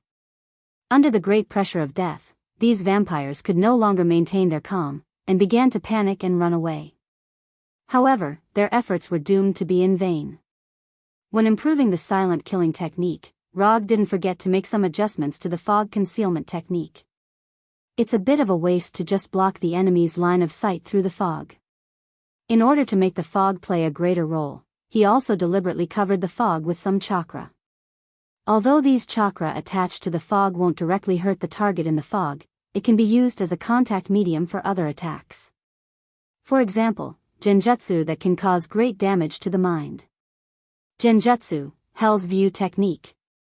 Rog didn't stop these vampires from escaping, nor did he use his most commonly used Sharingan genjutsu, but he used an ordinary genjutsu that is not difficult. Compared with the strange Sharingan genjutsu, the effect of Hell's View technique is much simpler. Hell's View technique can make the opponent see the horror in their heart that they don't want to see. As for what the opponent will see, even Rog himself doesn't know. To put it simply, the view of hell was to draw out the most fearful scene in the opponent's heart and use the fear in the opponent's heart to defeat the opponent. This was similar to the so-called, "I'll kill myself." A few seconds after Rog performed the Sea of Hell technique, the three vampires screamed miserably in the thick fog. Ah! Rog didn't know what they saw, but judging from their screams, the illusion in front of them must be very exciting. After determining the location of the three vampires through the screams, Rog walked towards them with the Kusanagi sword in his hand. 1, 2, 3. After using the Kusanagi sword to kill the three vampires, Rog deactivated the mist concealment technique and walked to the other side of the factory. At this time, Strange, who was on the left side of the factory, was facing the most difficult battle in his life. According to Rog's instructions, he walked into the passage on the left side of the factory, and then at the end of the passage, he saw Brandy Johnson running away. However, Brandy Johnson wasn't the only vampire that appeared in front of him. After seeing the three vampires beside Brandy Johnson, Strange immediately reacted. Rog definitely did it on purpose. Although Strange didn't know what kind of perception Rog had, he was 100% sure that the dignified Yondaime Hokage would never make such a serious misjudgment. Since it wasn't a misjudgment, then the only possibility left is that Rog did it on purpose. Although there were more enemies in front of him than he had imagined, and their strength was also stronger than he had expected, Strange still maintained the calmness he should have, and didn't reveal any fear or panic. When Brandy Johnson and the others were charging towards him like lightning, Strange decisively cast a spell. Portal. Just when Brandy Johnson and the others were about to rush in front of him like a pack of wolves hunting their prey, Strange opened a portal less than a meter in diameter under his feet, and let himself fall into the portal. Strange didn't have the intention to escape. Falling into the portal, he fell from the ceiling behind Brandy Johnson and the others. At the same time, he was ready to cast mirror dimension magic. Although Brandy Johnson and the others' first siege failed, they quickly adjusted their posture, and once again attacked Strange, who was floating in the office. Mirror dimension. When Brandy Johnson's sharp nails were about to touch him, Strange pushed out the mirror dimension magic that he had already prepared.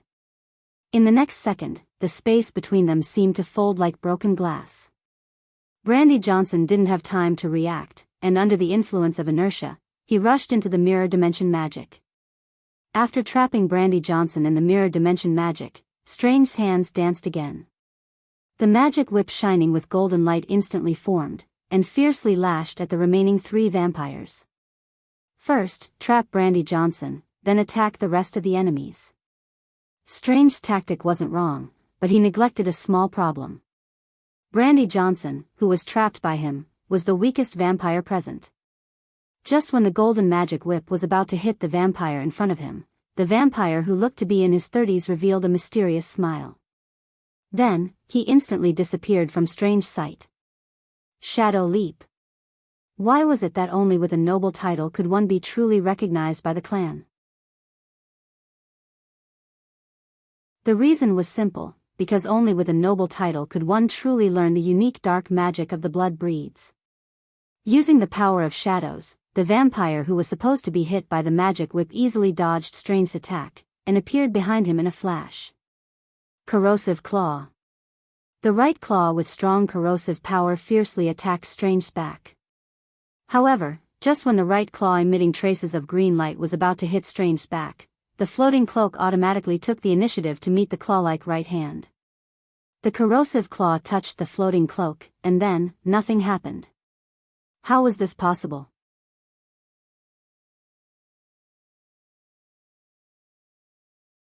Chapter 6:11. A cloak that doesn't take the initiative to help its owner block attacks is not a good cloak. The hovering cloak proved with its actions what an excellent cloak is. When the hovering cloak took the initiative to wrap around the vampire behind Strange, Strange once again waved the magic whip in his hand and swung it at the other two vampires. Paw paw paw. Although Strange was a neurosurgeon before becoming a mage, it has to be said that his whip skills are very good. The only thing he wasn't sure about was whether he learned this whip technique from Kamartaj's fighting teacher or from some special professions. The magic whip in Strange's hand danced in the air, and the remaining two vampires were unable to get close to him. When Strange resisted the attacks of the two vampires by himself, Rog, who had already cleaned up the small fries, quietly came near him. However, he didn't participate in the battle, but like a spectator, he admired Strange's heroic figure. No one present, including Strange, noticed his arrival. Relying on the hovering cloak and the magic whip, Strange temporarily resisted the siege of these three vampires. But as time passed, especially when these vampires began to cast magic, the pressure on him increased. Strange does have outstanding magic talent, but it can't be denied that he is still a novice mage who only knows 5 spells. The lack of magic caused him to lack sufficient means to deal with an attack. If it weren't for Rog's tutoring just now, which slightly broadened his battle thinking, he wouldn't have been able to hold on under the siege of these three vampires. Looking at Strange, who was constantly using teleportation magic to teleport, Rog, who had been watching the battle for a while, made his move. Fire release, Great Fireball. Rog, who was near the passage, took a deep breath and then spat out a huge fireball with a diameter of several meters. The astonishing orange-red fireball flew like a cannonball towards the vampire in front of Strange. Boom! A huge explosion sounded, and the exploding sparks dispelled the surrounding darkness. When Rog just spat out the great fireball, Strange opened a small portal under his feet. Although it was the first time he saw the great fireball, his intuition told him that this astonishing fireball was very dangerous. Strange wasn't the only one who had this premonition. The vampires who were fighting with him also had the same idea. Strange could escape the attack range of the great fireball through the portal, but the remaining two vampires were not so lucky. Although in Naruto's world, fire release has the title of Undying Technique. However, that also depended on who was using the fire escape technique. Some people cast fire release is still very terrifying. For example, Uchiha Madara, or Rog. After the great fireball exploded, Rog didn't look at the two vampires and used the body flicker technique to come to Strange's side, who had just walked out of the portal, and slowly said, "I'll take care of the rest, you go to the mirror dimension space and deal with the guy who escaped." Although Rog came after the battle, as long as he took a look at the mirror dimension space entrance in mid-air, he could know what Strange had done before. After watching the battle for a while, he also roughly figured out the extent of Strange's current mastery. Whether or not Strange could take care of these vampires on his own wasn't the main point. The main point was whether or not he understood Logue's instructions. "You can tell me in advance next time. I don't mind you using actual combat to test my learning progress. But I don't like the feeling of being hidden," Strange complained. "In a real battle, no one will provide you with information in advance, so be content." As soon as his voice fell, Rog disappeared in front of Strange. "It's time for tonight's operation to end." After Rog disappeared, Strange summoned back the hovering cloak that tied up the other vampire. He put on the cloak and flew towards the entrance of the mirror dimension in midair. More than 10 minutes later, Rog and Strange left the abandoned factory and flew in the direction of the New York Sanctum. In terms of the results of the operation, tonight was a good hunting operation. After tonight's battle, Strange was no longer the rookie sorcerer who only had theory and no practical experience. And Rog also completed his guidance task. In the following time, he only needs to protect Strange's safety and prevent the future Supreme Sorcerer from being killed by vampires. As for the rest, it's Strange's own business. After returning to the New York Sanctum, Rog greeted the king who was guarding the sanctum. He then went to the study in the sanctum, picked up a magic book, and started reading. Although the collection of books in the New York Sanctum is not as good as Camartage, there are many unique books here that Camartage does not have. When Rog spent the rest of the night in the study, Strange returned to his room without saying a word, digesting the harvest of tonight. For Strange, tonight was definitely a memorable night. Nothing happened all night. When the sun rose the next day, Rog left the New York Sanctum alone and opened the portal to return to Konoha headquarters in Washington. Although he promised Ancient One to guide Strange for a period of time and protect Strange's life and safety. But this doesn't mean that he will drop everything and stay with Strange all day. It's daytime, it's vampires' sleeping time, and Strange is now in the New York Sanctum, so he doesn't need to worry about vampires' revenge. After enjoying an exquisite breakfast at Konoha headquarters, he came to the private training room located underground. The sage body from Hashirama has been completely developed, and the eye power of Manjiki Sharingan has long been raised to the limit, so the next thing to do is, of course, to upgrade Manjiki Sharingan to Rinnegan. Rinnegan, the ultimate dojutsu derived from the fruit of the god tree chakra, is known as the eye that controls life and death. The power of Rinnegan is beyond doubt, but similarly, the conditions for opening it are also extremely harsh. Under normal circumstances, only Indra's chakra reincarnation can open it after transplanting the body or cells of Ajura chakra reincarnation. Simply put, it is necessary to have eternal Manjiki Sharingan and Hashirama's cells. Rog doesn't have eternal Manjiki Sharingan, but he has the same sage body as Hashirama. So as long as he finds the right way, he may be able to open Rinnegan. As for what is the right way, Rog already has a general idea.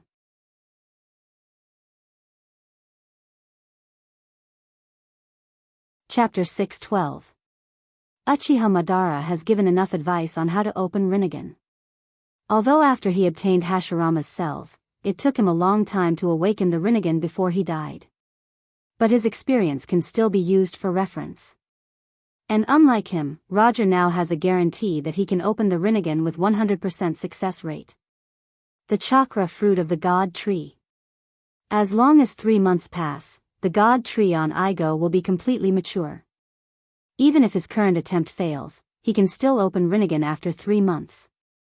So even if he fails now, he has nothing to worry about, he just needs to make sure that he doesn't kill himself. After coming to the private training room located in the basement of Konoha's headquarters building, Rog stretched his limbs. Then, he opened the Hashiman Tanku. Moreover, he directly opened the 7th gate of the Hashiman Tanku. Hashiman Tanku, 7th gate of wonder, open. In an instant, a large amount of blue steam was emitted from his body, and the already amazing amount of chakra instantly skyrocketed. Although this sudden burst of blue steam is similar to the chakra coat he usually uses, it has nothing to do with chakra. This blue steam is the evaporation of sweat when the body is overloaded.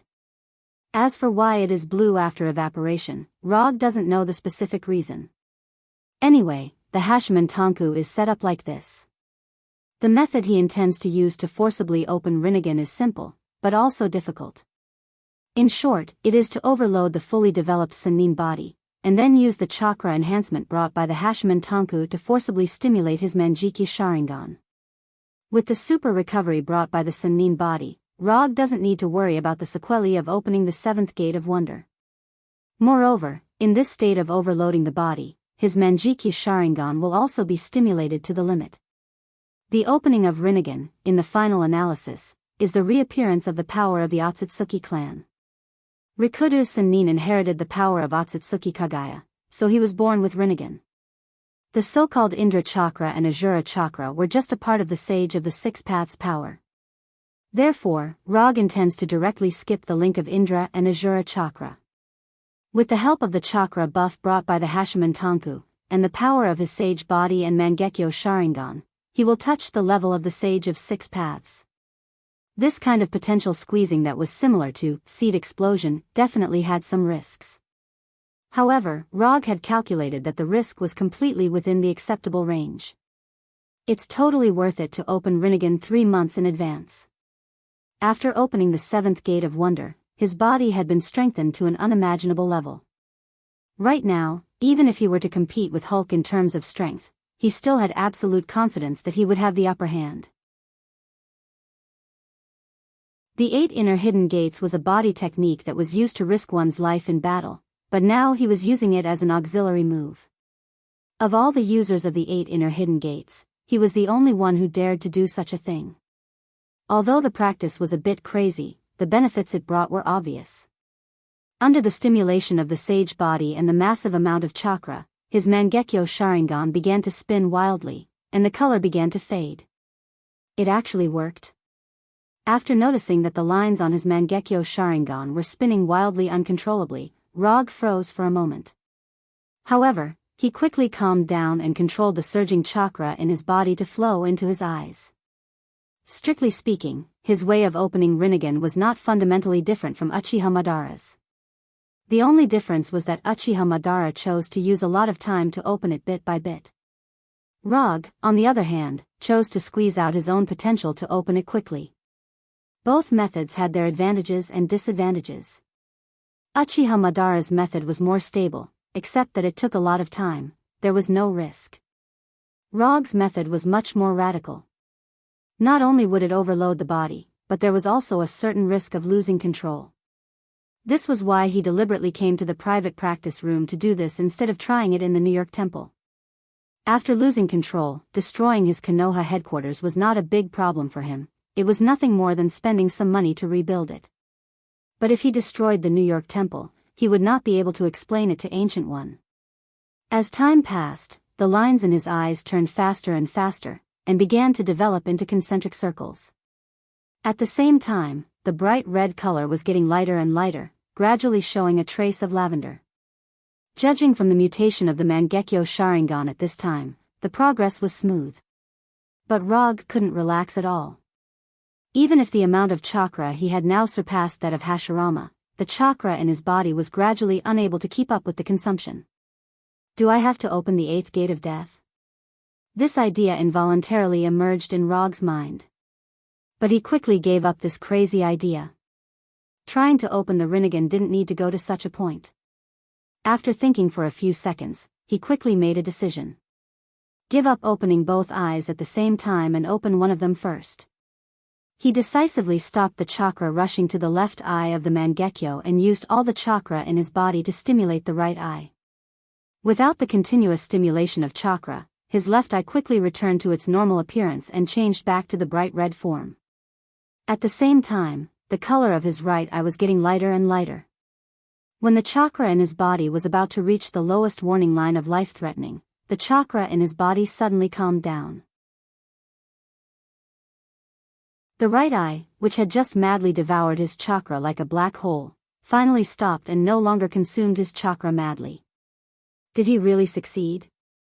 Although he couldn't see what his right eye looked like at this time, Rog could be sure that he really succeeded. When he fought against Thanos on Titan, he used the reality gem to temporarily evolve himself into a Rinnegan. And at that time, he also had the right eye of Rinnegan. There's no mistake, this is the feeling. He slowly raised his right hand and pointed his palm at the steel door of the practice room. 10,000 Mammoth Tensei. With a thought, a terrifying gravitational force poured out of his palm and directly acted on the steel door more than 10 meters away. Boom!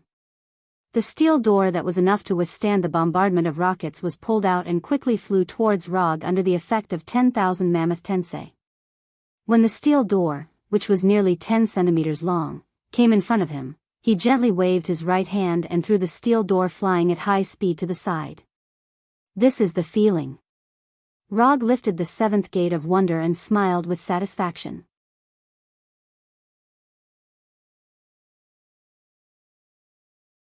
Chapter 613. However, his smile only lasted for less than a second before it disappeared. After the seventh gate of wonder was lifted, an indescribable feeling of exhaustion flooded his body, almost making him unable to maintain a standing posture. Although he has the sage body, the Hashiman Tonku is a physical technique that consumes a lot of energy. After standing motionless for a few seconds, he controlled the little chakra left in his body and returned the flying thunder god to his room. Then, he went to the sofa in the living room and lay down regardless of his image. While lying on the sofa to recover his strength, he began to recall the relevant information about Shinra Tensei and Chibaku Tensei in his mind. After awakening the Manjiki Sharingan, it will take the initiative to awaken the dojitsu that suits it. The Rinnegan also has similar characteristics. However, unlike the Manjiki Sharingan that can only awaken one dojitsu, the awakening ability of the Rinnegan is not limited to a single eye. One Rinnegan or two Rinnegan can awaken three universal abilities. Shinra Tensei symbolizes repulsion, Wansho Tensei symbolizes gravity, and Chibaku Tensei symbolizes the ultimate control of gravity. At this time, although Rog only opened one Rinnegan, and it hasn't been long since he opened it. But at the moment when the Rinnegan opened, he knew that at this time, he can already skillfully use the three Rinnegan ninjutsu.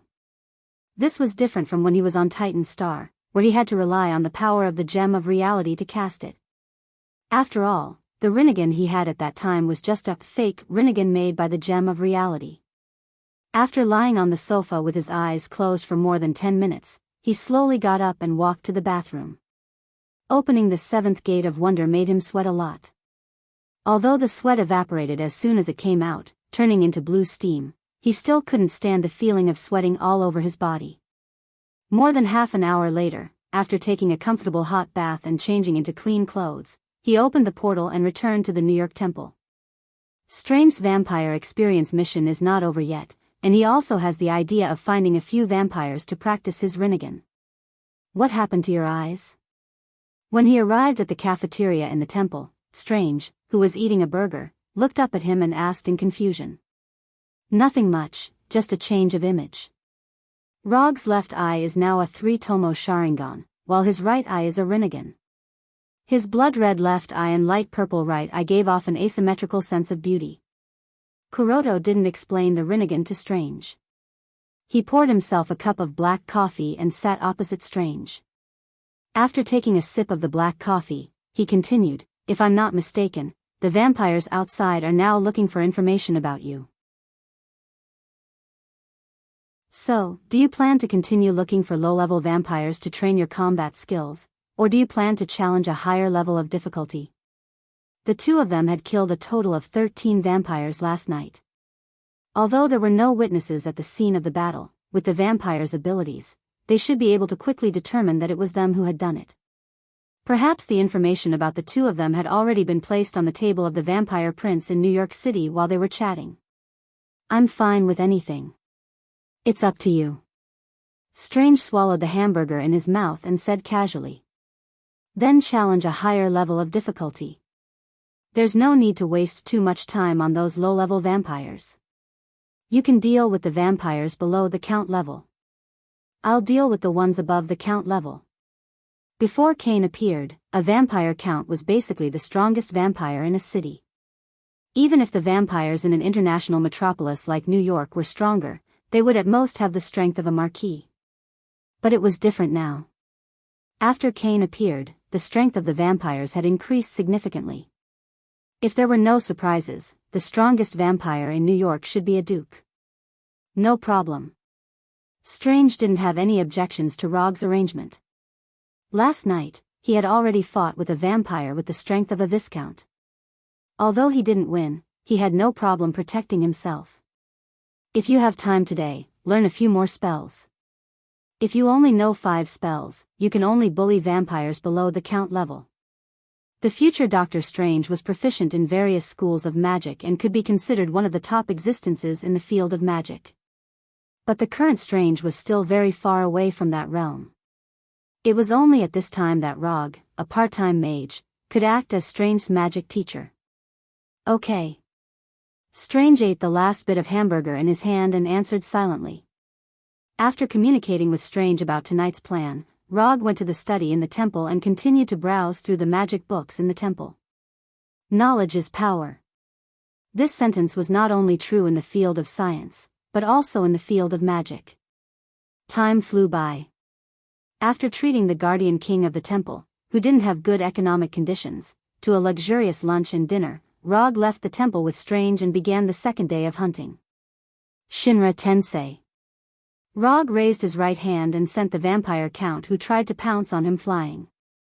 Just when the vampire count realized the huge difference in strength between him and Rog and tried to cast magic to escape, Rog raised his right hand again and aimed his palm at him.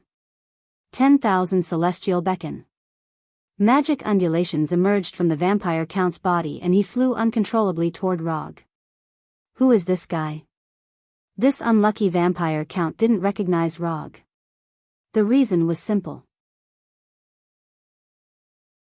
Rog deliberately cast a transformation spell to change his appearance so that these guys wouldn't frantically run away when they saw him.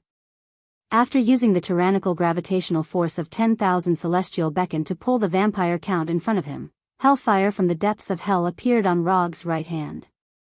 Ah! The moment his right hand wrapped in hellfire grabbed the vampire count, this vampire count who had a certain reputation among the vampires let out a miserable scream. This ear-piercing scream only lasted for a short 1 or 2 seconds before abruptly stopping. The vampire count whose neck had been grabbed by Logue quickly turned into a cloud of scattered ashes under the scorching hellfire. A vampire count was nothing more than this. After shaking his right hand that wasn't stained with any ash, Logue turned to look in Strange's direction. Compared to last night, Strange had improved significantly today. With the help of the hovering cloak, he faced off against 5 vampire viscounts alone. Moreover, he fought back and forth without yielding an inch.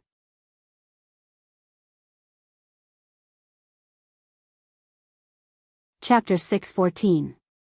Last night, he could only fight 1 against 3, but today, he could fight 1 against 5. Strange's progress was not small. Of course, this was also related to the fact that he had learned a few new spells today. Because of the time constraints, Strange did not learn too complicated and advanced magic. Instead, he learned a few Zero Circle and First Circle spells that could be mastered by practicing casually. For example, magic tricks, blind, mage's hand, and so on. Although these spells were not advanced, if used well, they could still have an effect on the battle. After taking care of the vampire earl who was in charge of leading the team, Rog sat casually on the wall beside the street, watching Strange's battle. It had to be said that Strange's performance tonight was very good, and it could be said that he had been reborn. As expected of the successor appointed by the Ancient One. With this adaptability and comprehension ability, even if he did not study magic and change to science, he could still become a representative of a certain field. Although Logue didn't intervene in Strange's battle, the scene of him casually killing the vampire count left a severe psychological shadow in the hearts of the vampires present. Especially the last scream of the vampire earl, it made the vampires' hair stand on end, and they unconsciously swallowed their saliva. They did not come to look for Rog tonight. The reason why they met was purely because the place where they appeared was too close to the New York sanctum. Before they left the sanctum, Rog sensed their existence. After discovering that there was an earl among them, he decisively brought Strange over. It would be a waste not to eat the appetizer that was delivered to his door. Moreover, the strength of these vampires was just right for Strange, who had already experienced a battle. Under Rog's observation, Strange was getting more and more used to the fight. Magic missiles, paralysis, mage's hand, and other spells were thrown out one after another as if they did not cost magic power. For some reason, after seeing Strange's fighting style that already had some prototype of a magic cannon, he could not help but think of Loki, who was far away in Asgard. Speaking of which, he had not seen Loki for a long time. He did not know if the god of trickery, who had regained his freedom, had been doing well recently. Since he thought of Loki, he naturally thought of Thor and Hela. After thinking for a few seconds, he made a decision. Once Strange's mission was over, he would make a trip to Asgard and Warnerheim. The fruit of the tree of God will ripen in 3 months, and he has already opened one of his Rinnegan.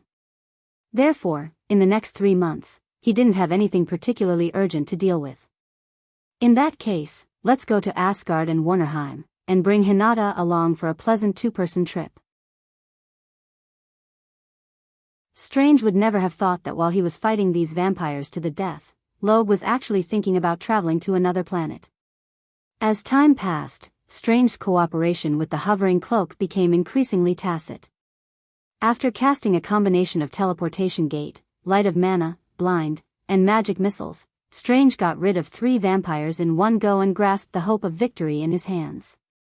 The count who led the team died, and 3 of his companions also died. Although the remaining 2 vampires tried their best to escape from the mirror dimension, their lives still ended in the mirror dimension that was parallel to the real world.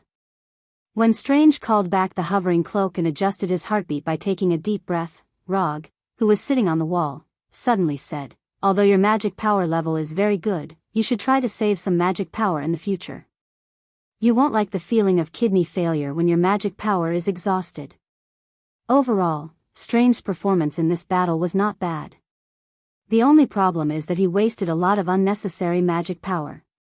Spell battery is indeed a tactic that requires continuous high-frequency casting of spells, but this doesn't mean that one doesn't need to consider the consumption of magic power when using this tactic. There is no need to throw 5 spells at an enemy that can be killed with 3 spells.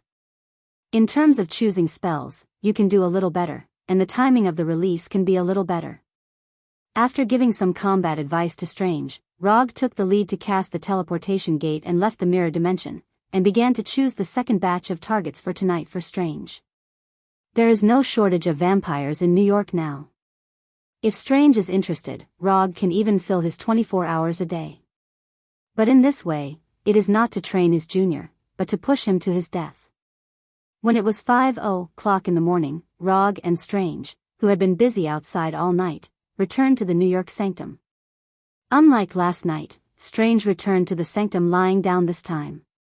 He did not die, nor was he injured. The reason why he returned to the New York sanctum lying on the hovering cloak was purely because he exhausted all his magic power and experienced the feeling of kidney failure that Rog mentioned before. More than 50 vampires had died in their hands that night. Among them, 14 were counts and above, and there were even 2 blood clan marquises. Of course, these counts and marquises were all killed by Rog, and Strange dealt with vampires below the count rank. After sending Strange, who couldn't even stand up, back to the sanctum, Rog informed the king and then left the sanctum alone. He was going to see an old friend in the vampire clan. After casting the teleportation gate magic to Liberty Island where the Statue of Liberty was located, Rog saw Grand Duke William standing on the Torch of Liberty. "You're here." When Rog cast the teleportation spell and arrived on the torch, Grand Duke William, who was dressed like a British aristocrat, said without looking back, "Didn't you ask me to come over? Why, are you starting to feel heartache for the death of your people?" Rog ignored Grand Duke William, who was standing and looking at the city. He sat down directly on the torch and looked at the calm sea shrouded in the night. "Why did you attack them?" "We didn't attack Konoha, and we even took the initiative to avoid the areas where Konoha's various branches are located." Grand Duke William turned his head and glanced at Rog, then said without any emotion, "My junior needs some experience recently, and it just so happens that you guys are the most active during this time, so I came to find you guys." After speaking, Rog took out the black business card engraved with a communication magic array from his pocket and threw it to Grand Duke William.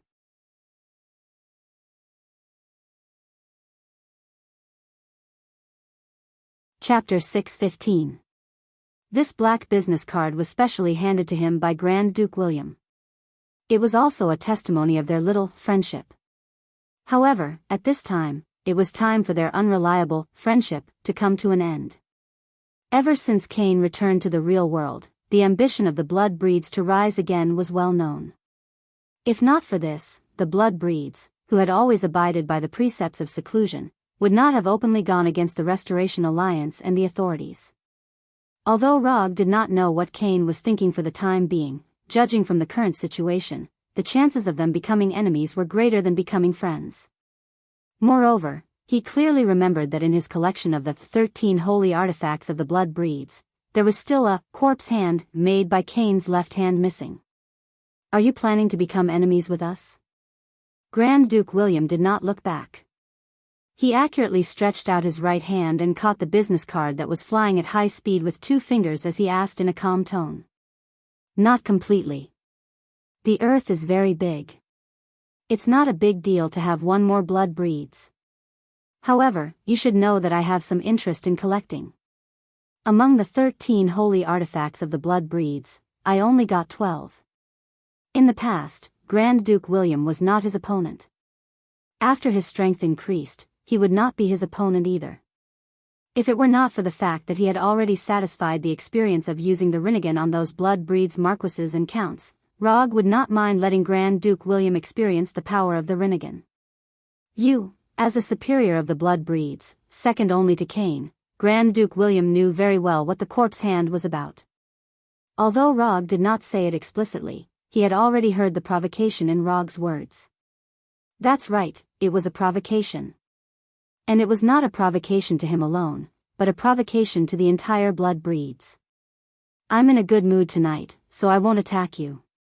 After you go back, tell Cain that I want to see him. The time and place are up to him, but it's best not to delay too long.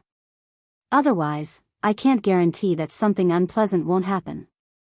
After saying that, Rog ignored Grand Duke William's reaction and opened the portal to return to the New York Sacred Palace. He then walked into the portal. After Rog and the teleportation gate disappeared completely, Grand Duke William's countenance turned extremely grim.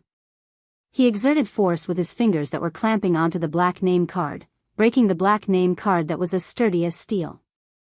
An invisible sea breeze blew past, and Grand Duke William, who was wearing a black classical suit, turned into a group of bats and flew out in all directions, disappearing from the torch. Strange's training wasn't over yet. While protecting Strange's life, Rog decided to find some fun for himself. Otherwise, life would be too dull and boring. Furthermore, he was a little interested in the legendary blood tribe ancestor, Cain. This was the first vampire in history, a guy who had single-handedly created a dark race. It would be weird if he wasn't curious about such a legendary creature. The night passed uneventfully. When dawn appeared on the horizon once again, a brownish-yellow letter with a wax seal floated down from the entrance of the New York Sacred Palace. The moment this letter with a classical European style floated down from the air, Rog, who was lying on the sofa in the Sacred Palace study, opened his eyes. Magical fluctuation. Although the magical fluctuation at the entrance of the Sacred Palace was very weak, it didn't escape Rog's perception and woke him up from his sleep. The moment this brownish-yellow letter was about to touch the ground, a small portal with a diameter of more than 20 centimeters appeared on the ground below the letter. This letter passed through the portal on the ground and appeared in front of Rog, who casually held it in his hand. What era is it now? Still using the method of sending letters? After cursing in his heart, Rog opened the letter and quickly browsed through it. Just as he had guessed, the person who sent the letter was none other than Grand Duke William. The contents of the letter could be described in one sentence. The blood tribe ancestor, Cain, had agreed to his request for a meeting. The meeting time was tomorrow at 1:00 in the morning, and the location was Liberty Island where the Statue of Liberty was located. After reading the letter, Rog summoned the hellfire and burned the envelope and the letter into nothingness, leaving not even a trace of ash. At noon, in the dining hall of the Sacred Palace. I have something to deal with tonight. I will let my avatar follow you. You can go out with my avatar to perform the mission. Rog tasted the Mexican food recommended by the king and said to Strange sitting opposite him. Avatar? What are you going to do? Strange raised his head and glanced at Log as he asked doubtfully. You don't have to worry about this. Anyway, with my avatar, you don't need to worry about safety. In the field of magic, physical avatar is an extremely advanced magic, and the learning difficulty and casting conditions are extremely harsh. But in the field of ninjutsu, this is something that most chunin can do. Although Strange knows that Rog is a ninja, he has never seen Rog use shadow clone jutsu and would avatar, so he couldn't react for a while. Got it. Obviously, Roger didn't want to tell him what he was going to do tonight, and Strange naturally didn't want to ask any further. Since Rog said that there is no need to worry about safety with his avatar, then he will definitely not encounter a life-threatening emergency. On this point, Strange still trusts Rog. After all, Rog is not only his senior brother, but also Konoha's fourth Hokage. Night once again enveloped New York City, which was known as safe and sound. Strange left the New York sanctum with Logues would clone to continue his actual combat training and vampire hunting plan. When the needle of the huge grandfather clock in the study pointed to 1:00 in the morning, Rog put down the magic book in his hand and stretched his stiff neck. Then, he put on the hanging ring and created a portal that directly reached Free Island. Although he was going to see the legendary vampire ancestor Kane, he didn't prepare for any battle in advance. He was relaxed as if he was going to see an old friend that he hadn't seen for many years. Although he hasn't fought with Kane, he has seen the battle scenes that spread when Kane fought with the Avatar. Just looking at the strength that Kane showed at that time, Rog didn't think that Kane would have the strength to threaten his life. When he passed through the portal and arrived at the square in front of the Statue of Liberty, he saw the familiar Grand Duke William and Kane, the ancestor of the blood breeds.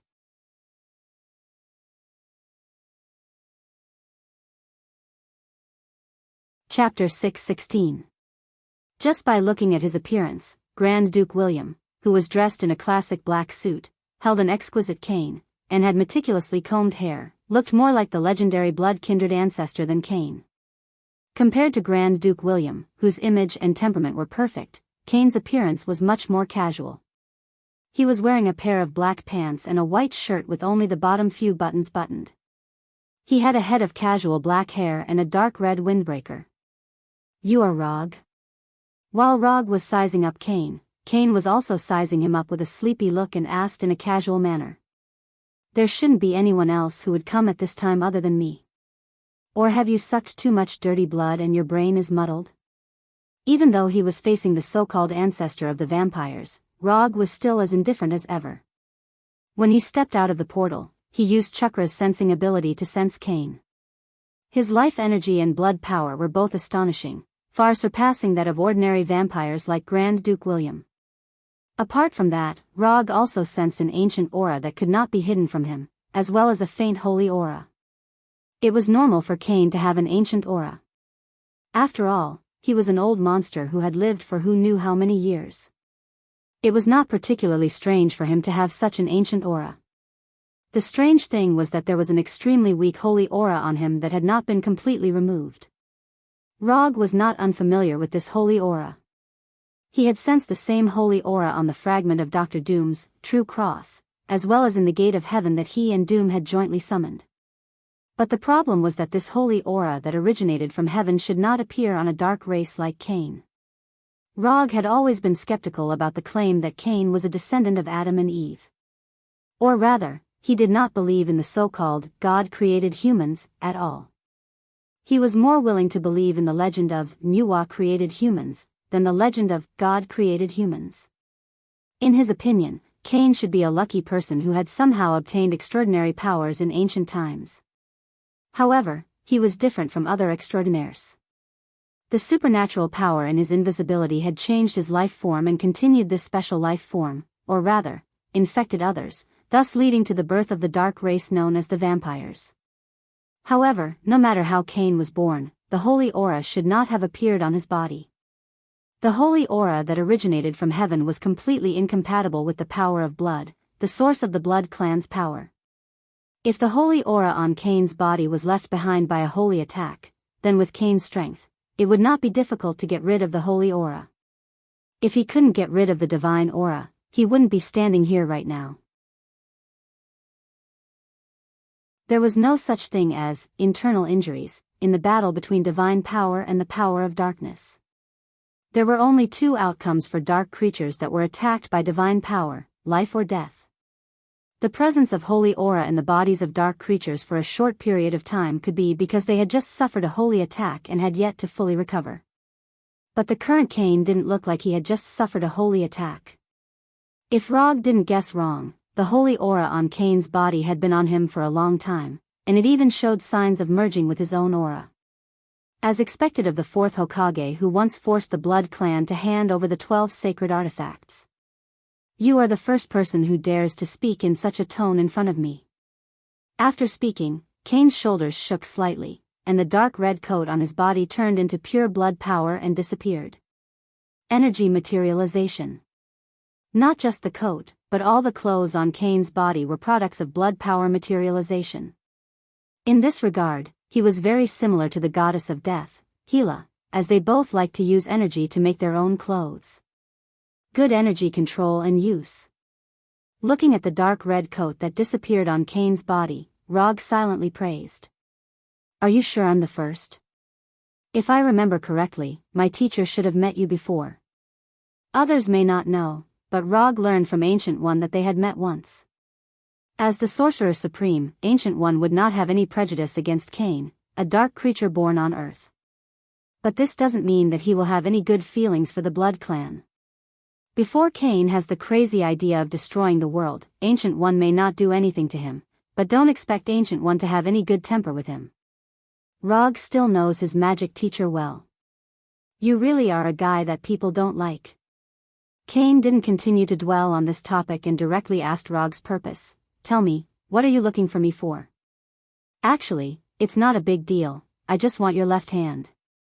You just mentioned the 12 sacred artifacts. I have some obsessive-compulsive disorder. If I don't collect all 13 sacred artifacts, I will feel a little uncomfortable. The purpose of meeting Kane was not just to satisfy his own curiosity.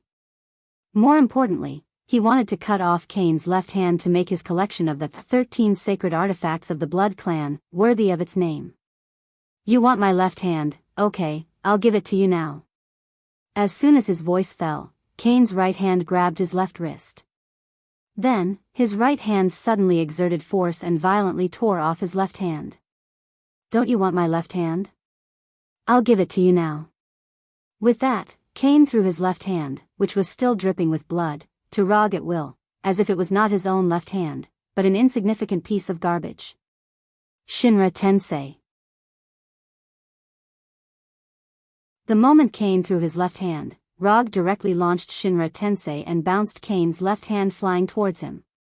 Under the terrifying repulsive force of Shinra Tensei, Kane's left hand flew back like a cannonball and hit the base of the Statue of Liberty. Boom!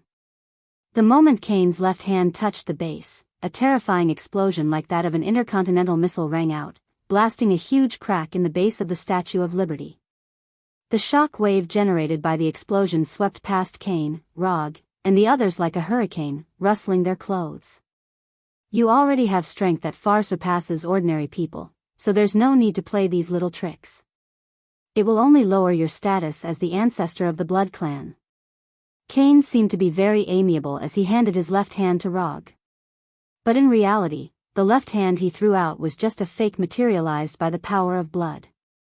Whether it was the left hand or the dripping blood, it was just a product of the materialized power of blood.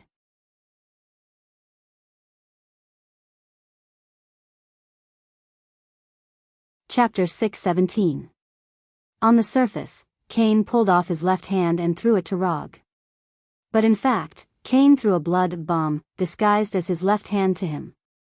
Rog noticed this for the first time, so he used Shinra Tensei to bounce the left hand back. You are more vigilant than I thought. However, this is far from enough. As soon as his voice fell, Kane's figure disappeared from Rog's sight and appeared in front of him in a flash.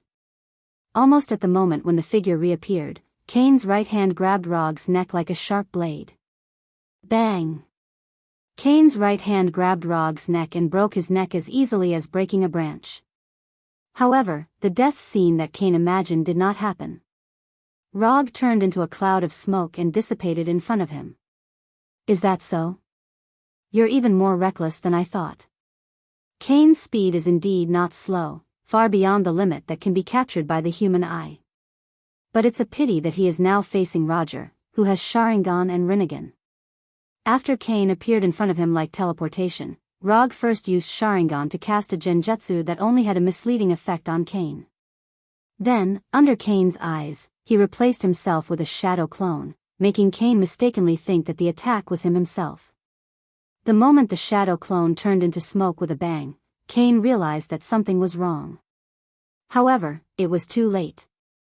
In the blind spot behind him, Rog rushed out of his shadow like a ghost, and his right hand wrapped in blue lightning pierced through Kane's body like a sharp blade. Raitun, Raikiri. Unlike Chidori, Raikiri does not need to rely on long-distance attacks to improve physical damage and power. There is no need to sprint, it explodes in place in a very short distance, with both chakra damage and physical damage. Compared with Chidori, Raikiri is more suitable for close assassination. Raikiri, which has the advantage of instant burst within a short distance, is also one level higher than Chidori in learning, reaching the level of S-class ninjutsu. However, for Rog, who can be regarded as a ninjutsu professor, there is no difference between A-class and S-class. He can smoothly master and skillfully perform them. Well done. After I broke free from the seal, you were the fastest person to hurt me among all the enemies I fought. Looking at the palm that had pierced through his chest and was still entwined with light blue lightning, Kane spoke slowly with a tone of admiration, as if the person whose chest was pierced through was not him. You are more talkative than I thought. Although Rog had penetrated Kane's body with Raikiri, he did not feel like he had seriously injured Kane. If he could injure the Blood Patriarch so easily, then Kane would be a disgrace. If you weren't a student of Ancient One, I wouldn't mind giving you the embrace and making you a great vampire second only to me. But unfortunately, you won't have this chance. After saying that, Kane's body began to become illusory, turning into black bats that flew around. Bat Incarnation. One of the signature spells of the Blood Patriarch. Rog has seen other Blood Patriarchs use this spell before, but compared with Kane, when other Blood Patriarchs use this spell, they will more or less have some time before the skill is activated. Even Grand Duke William can't completely avoid this. But Kane is completely different. Even if he is in front of himself and his right hand is in his body, Rog didn't notice anything strange before this spell took effect.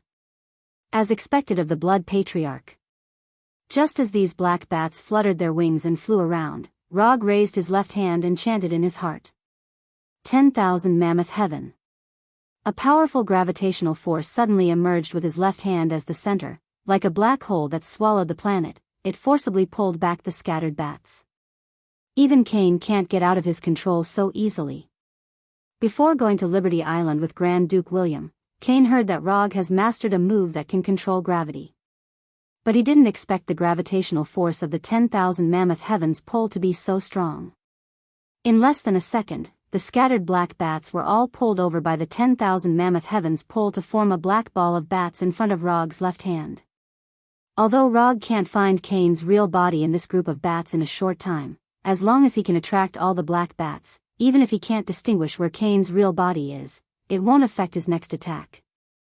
After using the 10,000 Mammoth Heavens pull to stop Kane from leaving, he didn't hesitate to summon Hellfire, which has the effect of restraining dark creatures, and let the Hellfire, which has the effect of burning away all the filth in the world, wrap around the bat ball, formed by the black bats. From using the 10,000 Mammoth Heavens pull to summoning Hellfire to burn the black bats, everything happened in a flash. Grand Duke William, who was a distance away, didn't even have time to intervene in the battle before the bat ball, in front of Rog, turned into a blazing orange fireball. Just as the Hellfire was burning these black bats, Rog suddenly had a premonition of danger. Not good. Just as the premonition of danger appeared in his mind, he decisively stopped using the 10,000 Mammoth Heavens pull and used the lightning body blink. A silver-white lightning flashed, and Rog's figure instantly disappeared on the spot, retreating tens of meters away. Before the lightning from using the lightning body blink dissipated, a terrifying explosion boomed. A flesh bomb. Although his movements were restricted by the 10,000 Mammoth Heavens pull and he was being burned by Hellfire, Kane still didn't have the intention of giving up without putting up a fight. No matter what, he was the ancestor of the blood breeds and the world's most powerful vampire. Instead of letting Hellfire burn his bat incarnation to ashes, he might as well use these bat clones as a bargaining chip to escape. Thus, he used dark magic, which would destroy his own body as the price. In terms of the difficulty of learning, the flesh bomb wasn't considered an especially profound magic. But as a dark magic that required the sacrifice of one's own body, the flesh bomb had a very typical characteristic. That was, the stronger the body used as a bomb, the greater the power of the explosion. Other than Cain himself, no one knew exactly how strong his body was. The only thing that could be confirmed was that the strength of his body definitely surpassed that of any blood breeds. Boom! A terrifying explosion that was like a small nuclear bomb boomed, leaving behind a huge crater with a diameter of tens of meters on the small Liberty Island. The shockwave from the explosion was like a hurricane that struck every corner of Liberty Island, uprooting all the trees on the island and causing the damaged Statue of Liberty to shake violently.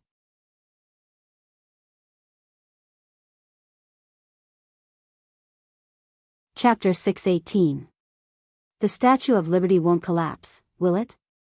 In the face of the explosive impact of the flesh bomb, the first thought that came to Rog's mind was not how powerful the flesh bomb was, but whether the Statue of Liberty would collapse. He had seen a lot of explosions that were stronger than the flesh bomb, so the flesh bomb that Cain used at this time did not surprise him too much. In other words, if Cain, the ancestor of the vampires, did not have this ability, he would be surprised. In terms of strength, Cain had also reached the level of a heavenly father. However, compared with Thanos, who was a top-level existence among the heavenly fathers, Cain still had a big gap. After using the chakra coat to resist the shock wave of the explosion, Rog turned his attention back to Cain, who was in the center of the explosion crater. Compared to before, Cain's posture at this time looked a lot more decadent, and his hair, which was already messy, now looked like he had not washed it for a week. In addition to the change in his image, Cain's aura had also changed a lot. Now, Cain was unreservedly releasing the powerful aura of the ancestor of the vampires, and a fog-like dark red energy emerged from his body. This dark red fog was none other than the power of blood, the source of power of the vampires.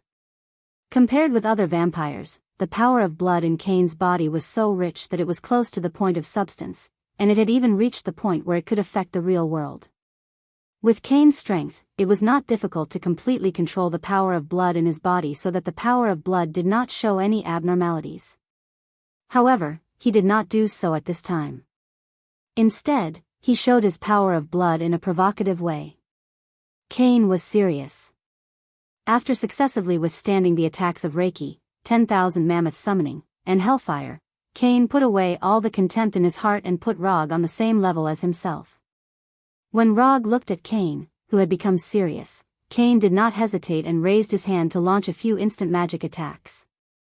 Fireballs, lightning, wind blades. In the blink of an eye, these fireballs, lightning, and wind blades came around Rog and completely enveloped him. Shinra Tensei. Although the magic that Cain was casting at this time was not considered advanced magic, Rog still did not intend to use his body to resist these attacks. The incoming fireballs and wind blades were forcefully deflected. The lightning that fell from the sky also changed its trajectory under the effect of Shinra Tensei, landing on the ground more than 10 meters away from him. Lightning Chakra Mode. After using Shinra Tensei to deflect Cain's attack, Rog controlled the chakra in his body and entered the Raitun Chakra Mode. He turned the chakra coat that was wrapped around his body into a Raitun armor that was surrounded by thunder and lightning that could completely activate his body. The next second, he turned into a bolt of blue lightning and charged straight at Cain. Cain was indeed very strong, but it was not to the point where he needed to go all out as soon as he appeared. In the early stages of the battle, he did not mind having a hand-to-hand fight with Cain. He wanted to see if Cain's blood body was stronger, or if his immortal body was stronger. Looking at Rog, who was charging straight at him, Cain immediately understood what he was planning to do. Then, a few more instantaneous spells were cast. Thunder Fall, Earth Spear, Blood Blade, and other spells appeared one after another. Although Cain's spellcasting speed was fast, Rog in the Raitun Chakra mode was even faster. These spells could not keep up with his speed at all and missed one by one. In the blink of an eye, Rog was in front of Cain. Body Arts, Monstrous Strength. With Rog's current physical fitness, a casual punch from him would have an effect that was not weaker than monstrous strength. But this did not affect his intention to continue increasing his strength. No one would complain about having too much strength, especially in a hand-to-hand fight. When Rog used a speed that was comparable to the lightning body blink to close the distance between himself and Kane, Kane was forced to engage in a hand-to-hand fight with him. Boom! Rog's right fist hit Kane's chest that had been completely restored. The collision between the fist and the chest burst out with a low roar like a war drum. Despite Kane's appearance of excessive drinking and women, his physical strength was far beyond that of ordinary creatures. Although his physical strength could not be compared with the abnormal Thanos, he was not weaker than the Hulk Abomination and the other tank-type units, and was even stronger. Since you want to fight, then I'll fight with you. After resisting Rog's monstrous strength punch with his chest, a perverted smile appeared on Kane's face, and his right claw, which was sharper than a sharp blade, directly grabbed Rog. Soft Fist Technique 8 trigrams 64 palms. After blocking Kane's fierce claw with his left hand, Rog, without opening the Byakugan, displayed the soft fist that could cause serious damage to the enemy's meridians and internal organs. Except for the abnormal Thanos, Rog had not found a second person who could completely ignore the effect of the soft fist. Although Kane's physical strength was not bad, it did not look like it could ignore the power of the soft fist. When Rog's hands appeared with the soft fist chakra, Kane realized that something was wrong. However, at this time, it was too late for him to carry out any defense or evasion. Although the 64 palms of the 8 trigrams was a little more complicated than ordinary physical techniques, it took more time. But as long as the first few palms could be successfully hit, the enemy would have a hard-hit effect like in the game, and the next dozens of palms would get a short uninterrupted time to perform. Of course, this so-called hard-hit effect would not be too long, usually only 1 or 2 seconds. Therefore, if he wanted to complete the 64 palms of the 8 trigrams in a short time, the speed of his palms must not be too slow. Among all his combat attributes, Rog was most satisfied with his speed attribute. Whether it was movement speed or attack speed, it had always been the focus of his training. 8 palms, 16 palms, 32 palms. Taking advantage of the time when Kane could not resist and could not move, Rog used his hand speed far beyond that of ordinary people to finish the first 32 palms and hit the soft fist chakra into Kane's body. Although he did not use the Byakugan to specifically observe the flow of the blood power in Kane's body, Rog was not worried about the final effect of the 64 palms of the 8 trigrams. Although the blood breed and human beings were two different races, the body structure of the blood breed was very similar to that of human beings. This also meant that the internal organs of the blood breed and human beings were similar in terms of the position and movement principle. Although the 64 palms of the 8 trigrams had the effect of sealing the target's energy flow, what Rog wanted at this time was not to seal the flow of Kane's blood power, but to cause internal damage to Kane's body. 64 palms. After finishing all 64 palms, Rog did not stop there, but used a move that once left a deep impression on Grand Duke William. 8 trigrams Mountain Break.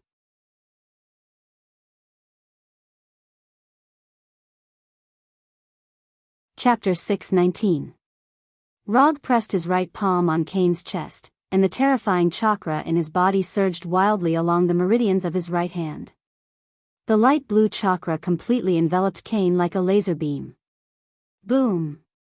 Kane, who had just endured the 64 palms of the 8 trigrams, did not have the chance to resist before he was sent flying. After using the Bagua, Mountain Breaker to send Kane flying, Rog did not continue to pursue him. Instead, he stood where he was and waited for Kane. Although the 64 palms of the 8 trigrams and the Bagua, Mountain Breaker were not weak, it was still a little too whimsical to think that he could defeat Kane. In fact, Rog had never expected to defeat Kane so easily. No matter what, Kane was the ancestor of the Blood Kindred and the most powerful vampire in the world. If he had been defeated so easily, the Blood Kindred would not have appeared in front of the world so arrogantly after his return.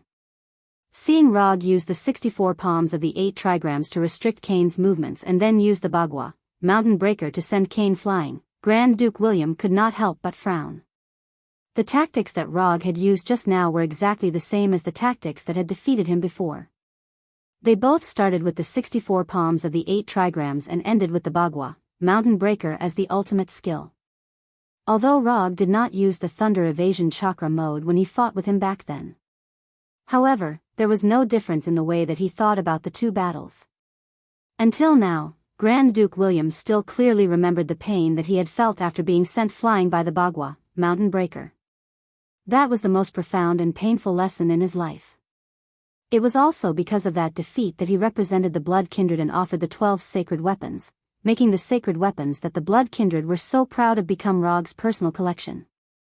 While Grand Duke William was recalling that battle, Kane, who had been sent flying by the Bagua, Mountain Breaker, stood up again and moved his limbs as if he was stretching and relaxing after a workout. Neither the 64 palms of the 8 trigrams nor the Bagua, Mountain Breaker caused fatal damage to him, but the chakra that had entered his body caused him a lot of trouble. These chakra cells were like cancer cells, stubbornly residing in his body, corroding his internal organs and hindering his body's movements. What was even more troublesome was that these chakra were extremely resistant to the power of blood, making it impossible for him to use the power of blood to quickly disperse these chakra. After dispersing the chakra in his body so that it would not affect his normal activities, Kane ignored the remaining chakra and allowed it to stay in his body. With his body's regenerative ability, the remaining chakra would be cleared out sooner or later.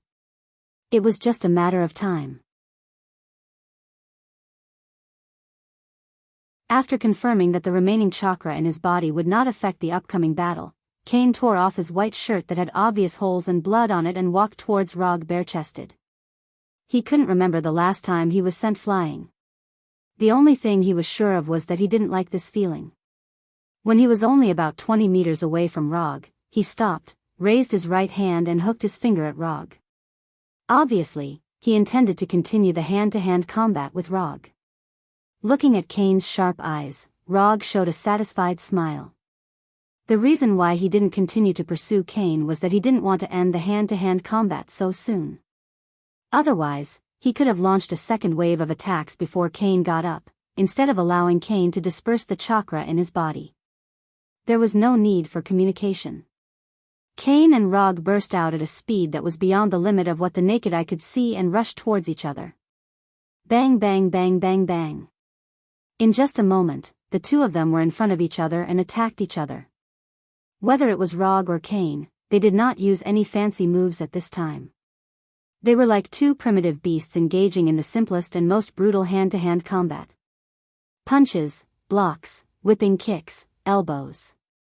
At this time, rather than saying that Rog and Kane were fighting with skills and experience, it was better to say that they were displaying their terrifying physical qualities that were far beyond that of ordinary people.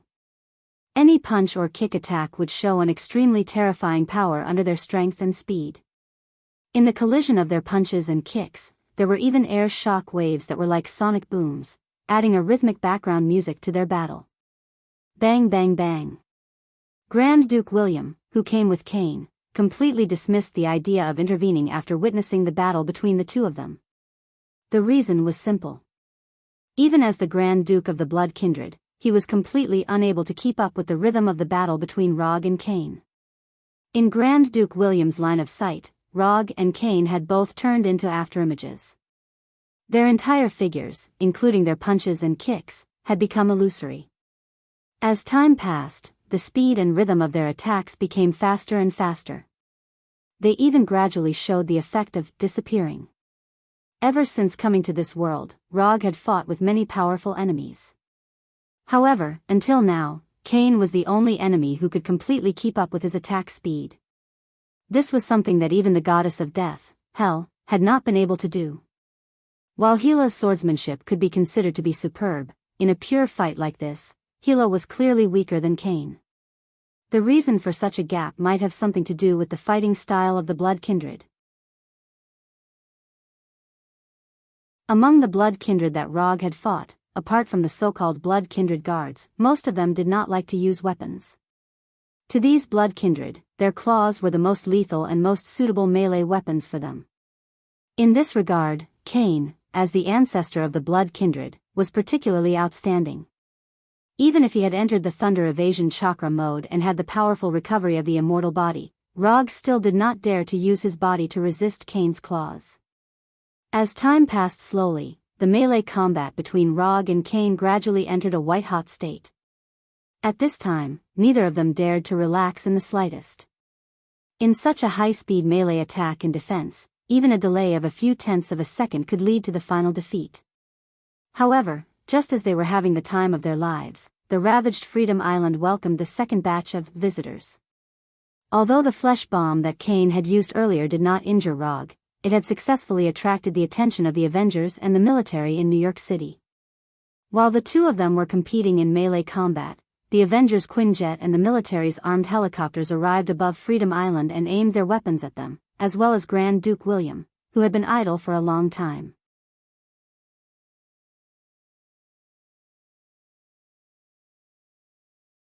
Chapter 620.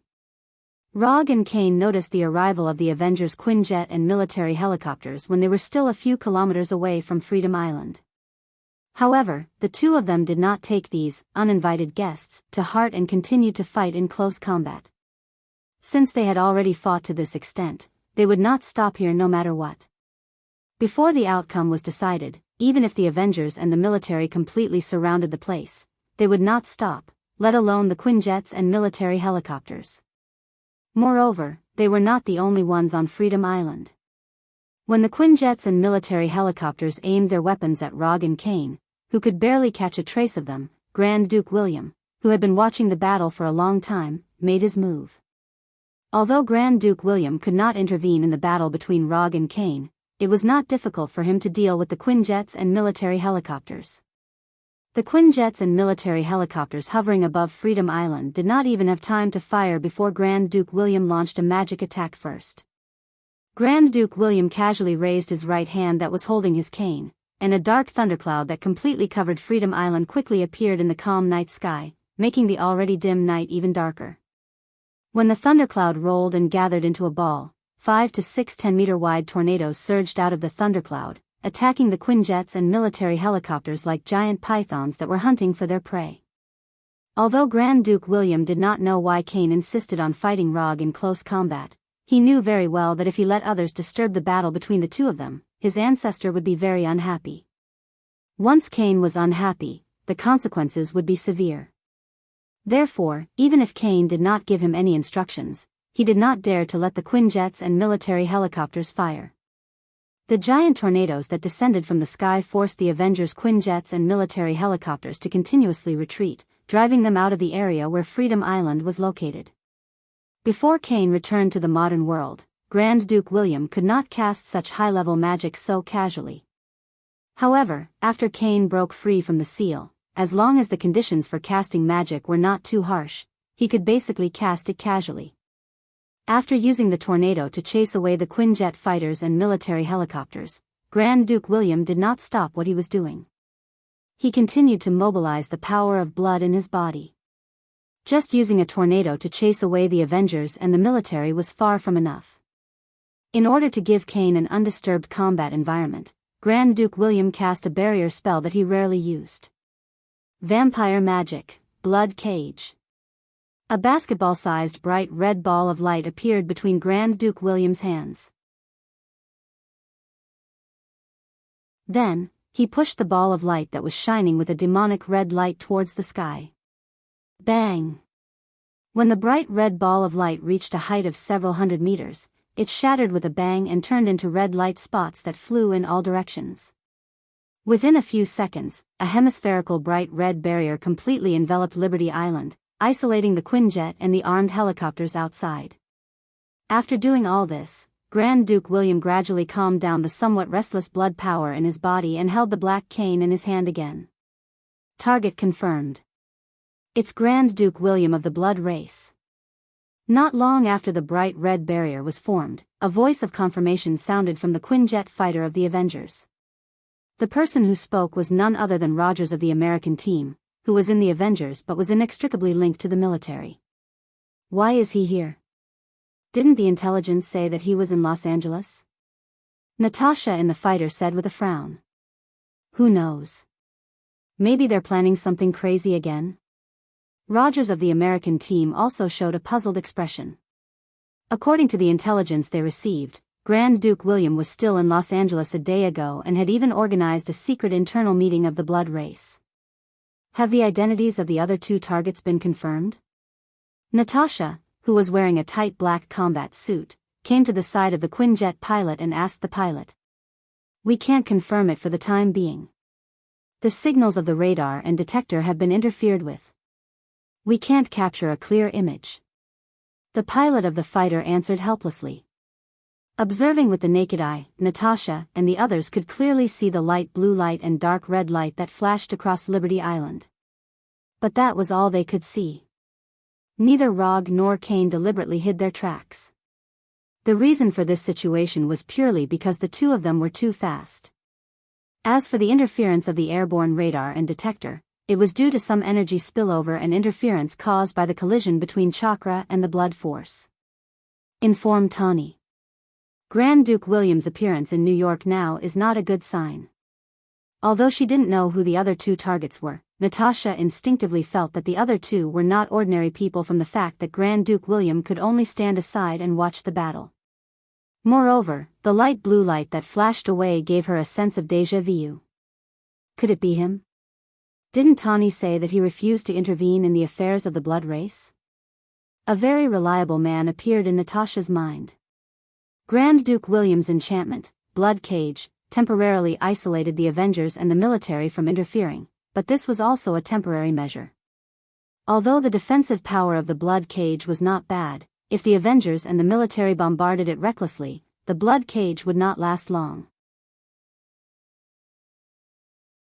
In addition, the blood force in Grand Duke William's body could not allow him to maintain the effect of the Blood Cage forever. Just as Grand Duke William began to silently calculate how long he could maintain the blood cage, the close combat between Rog and Kane had also reached a critical moment where the outcome of the battle would be decided. Whether it was Kane's blood body or Rog's immortal body, it was impossible for them to continuously support their ultra-fast close combat attack and defense. Even if they both had the strength of the Heavenly Father, the consumption of physical strength was a problem they had to face. After blocking Kane's right hand that was trying to grab his heart for the umpteenth time, Rog took the initiative to retreat a few steps, giving the initiative to attack to Kane. What's this? Kane never thought that Rog would give up the initiative to attack at this time. Although he did not know what Rog was planning, he did not intend to give up this opportunity. After this fight, he had thoroughly experienced how difficult it was to deal with Rog in the field of close combat. Among all the enemies he had fought, Rog was the only one who made him feel the pressure of death in close combat. This was something that the battle angels of heaven had not been able to do.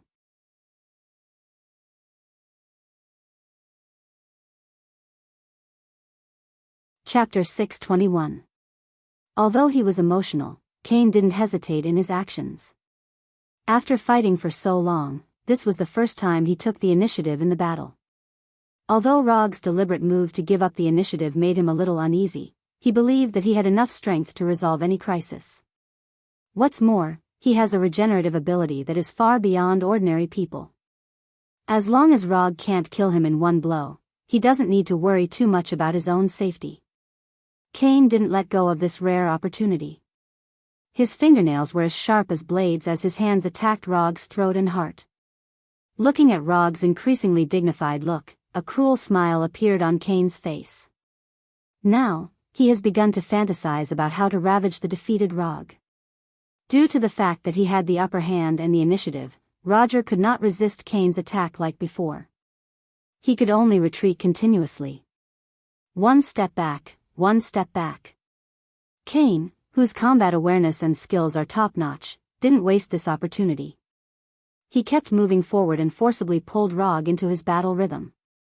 From the looks of the scene, Rog has completely fallen into a disadvantage and can only constantly avoid Kane's attacks by retreating. Although there is no way to take down Rog immediately, Kane isn't worried about this at all. According to the current development of the rhythm, as long as Rog makes a mistake, he can completely establish the victory and really defeat this annoying ninja. Kane's prediction was not wrong, but he ignored one point, that is, the initiative he now has in the battle is given to him by Rog. As an experienced ninja, Rog certainly knows what it means to give up the initiative, but he still did it. The reason is simple, because only by giving the initiative to Cain and tilting the scales of victory to his side, he will ignore his real purpose. As Cain's blade-like claws continued to swipe around him, Rog's mind remained calm and silently calculated the time. 10 seconds, 5 seconds, 3 seconds. In less than 10 seconds, Cain had launched hundreds of attacks, forcing Rog to retreat dozens of meters. However, all of this was within his calculations. 2 seconds. After dodging Cain's beast-like claws once again, Rog retreated a few more meters. Cain did not give him a chance to pull away. He immediately pressed forward and continued to maintain an attacking distance of less than a meter. 1 second. After counting down to the last second in his heart, Rog stopped all his movements, as if he had completely given up on resisting. He stood still and let Cain attack him. Had he completely given up? Cain immediately noticed Rog's abnormality, but his attack did not hesitate at all. He continued to attack Rog's vital points. The moment his right hand was about to touch Rog's chest, Cain's instinctive sense of danger suddenly emerged in his mind. Not good. There was a problem. His physical instincts were frantically reminding him to retreat, but Cain eventually chose to follow his heart and tried to completely defeat Rog. However, just when his right hand was only a few millimeters away from Rog, he instantly disappeared in front of Rog and flashed dozens of meters away. What was going on? At this time, Cain still maintained his attack on Rog's chest, but his face was full of surprise. Judging from the position, he should have chosen to flash back on his own initiative. However, Cain was 100% sure that it was not him who did it. Teleportation? Or space folding? Several thoughts flashed through Cain's mind in an instant, but soon, he realized that things were not as simple as he thought. To be precise, he did not know what had happened at all. He was certain that Rog definitely did not have time to cast magic in the high-speed close-range attack and defense just now. If Rog could cast magic under his nose under such circumstances, then he would be too incompetent. What on earth did you do? Cain stood in place and thought for a few seconds, then asked Rog, who was dozens of meters away, with a face full of vigilance. If you want to know, you have to come over. Rog replied with a smile, then slowly raised his right hand under Cain's gaze and hooked his finger at him. At this time, although Cain had been fully alert, the moment Rog hooked his finger, he once again flashed and disappeared, suddenly appearing in front of Rog. You lost. Looking at Cain, who was only about a meter away from him, Rog said with a casual expression. What on earth did you do? Cain frowned, and his tone became cold. However, just as he finished speaking, his whole body disappeared again and appeared more than 10 meters behind Rog. I already told you, you lost. Rog turned to face Cain and said with an extremely certain tone. Damn it. What the hell is going on? In the field of magic, Cain was also one of the top existences. The blood breed magic developed according to the characteristics of the power of blood was superb and unique. But at this time, he was completely confused. There were no magical fluctuations, no traces of casting, and even the spatial fluctuations that spatial magic must have. This is not magic, this is definitely not magic. What Rog used at this time was indeed not magic, but ninjutsu, a ninjutsu that he had not given up on practicing since he came to this world. The Flying Thor technique. This was one of the rookie rewards given to him by the system. In the beginning, he could only use the most basic Flying Thor, which was to imprint the Flying Thor technique on a fixed target, and then use the positioning technique to perform spatial movement. After a long time, he became more and more proficient in the Flying Thor, and finally mastered the Flying Thor, second stage, which could perform spatial movement and attack by locking the movement state of the movement.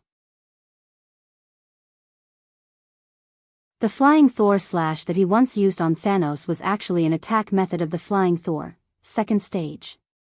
According to common sense, after mastering the Flying Thor to this level, he could completely put his energy into other ninjutsu. But he did not do so. Instead, he kept thinking about how to continue to improve the Flying Thor. Finally, after spending a lot of brain cells and testing, he developed the third stage of the Flying Thor. Flying Thor, third stage. The reason why Cain had this inexplicable flash was one of the effects of the Flying Thor, third stage. And this was why he was so sure that Cain had lost.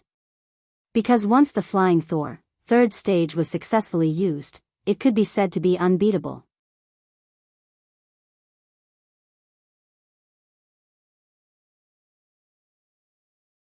Chapter 622.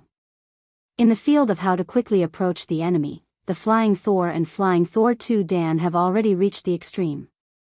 If he wants to continue to improve the Flying Thor, then he must not develop it according to the existing ideas. So, Rog had a bold idea. Since the road of quickly approaching the enemy is coming to an end, then why not do the opposite and find a way to make the enemy quickly come to his side? In terms of effect, quickly approaching the enemy and the enemy quickly coming to his side are the same thing. As long as he has the initiative, then whether he is close to the enemy or the enemy is close to him, there is no difference. Then the problem is how to quickly make the enemy come to him through the Flying Thor. In theory, it is very simple, he just needs to reverse the operation of the Flying Thor. But it is very simple in theory, it does not mean that it will be easy to operate in reality. As everyone knows, the Flying Thor is a spacetime ninjutsu. It is a chakra ninjutsu that needs chakra to activate. In a way, ninjutsu is like advanced mathematics. If you don't know it, you don't know it. There is no such thing as suddenly being enlightened. Therefore, how to make the enemy who doesn't know ninjutsu quickly come to his side through the Flying Thor has become the main technical difficulty of the Flying Thor -3 Dan. After spending who knows how many brain cells and hair, Rog had a whimsical idea. Since the enemy can't fly Thor, then I will take the initiative to Flying Thunder God through the enemy's body. In order to successfully perform the Flying Thor, 3 basic conditions need to be met. The first is chakra, this is the key element of all ninjutsu.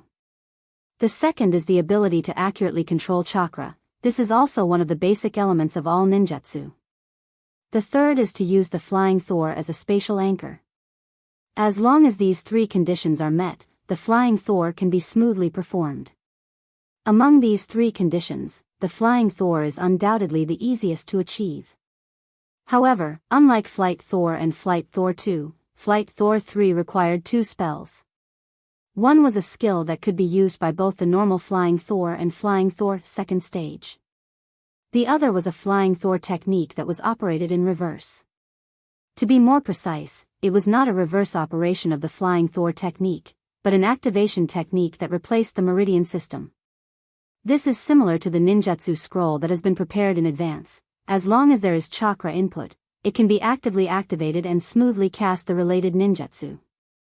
Flying Thor, 3 stages was a tactic that had to be imprinted on the target to activate. Rog simply named it the 3 stages tactic. Although the research was a bit difficult, with the help of ninjutsu development master Hinata, he finally completed this step. With the 3-stage tactic, to replace the enemy's control of chakra, the only problem left was how to make the target possess chakra. Regarding this point, Rog found inspiration in nuclear radiation. By being in close contact with the enemy for a period of time, his chakra can be used to radiate the enemy like nuclear matter, so that the enemy has a temporary chakra constitution. Of course, this chakra radiation can't exist for a long time. But even if it can only be maintained for a short period of time, it is completely enough. The 3 stages tactic to replace chakra has been created, and the target also has a temporary chakra constitution, so he only needs to use chakra to stimulate the 3 stages tactic on the target to force the enemy to activate the Flying Thor.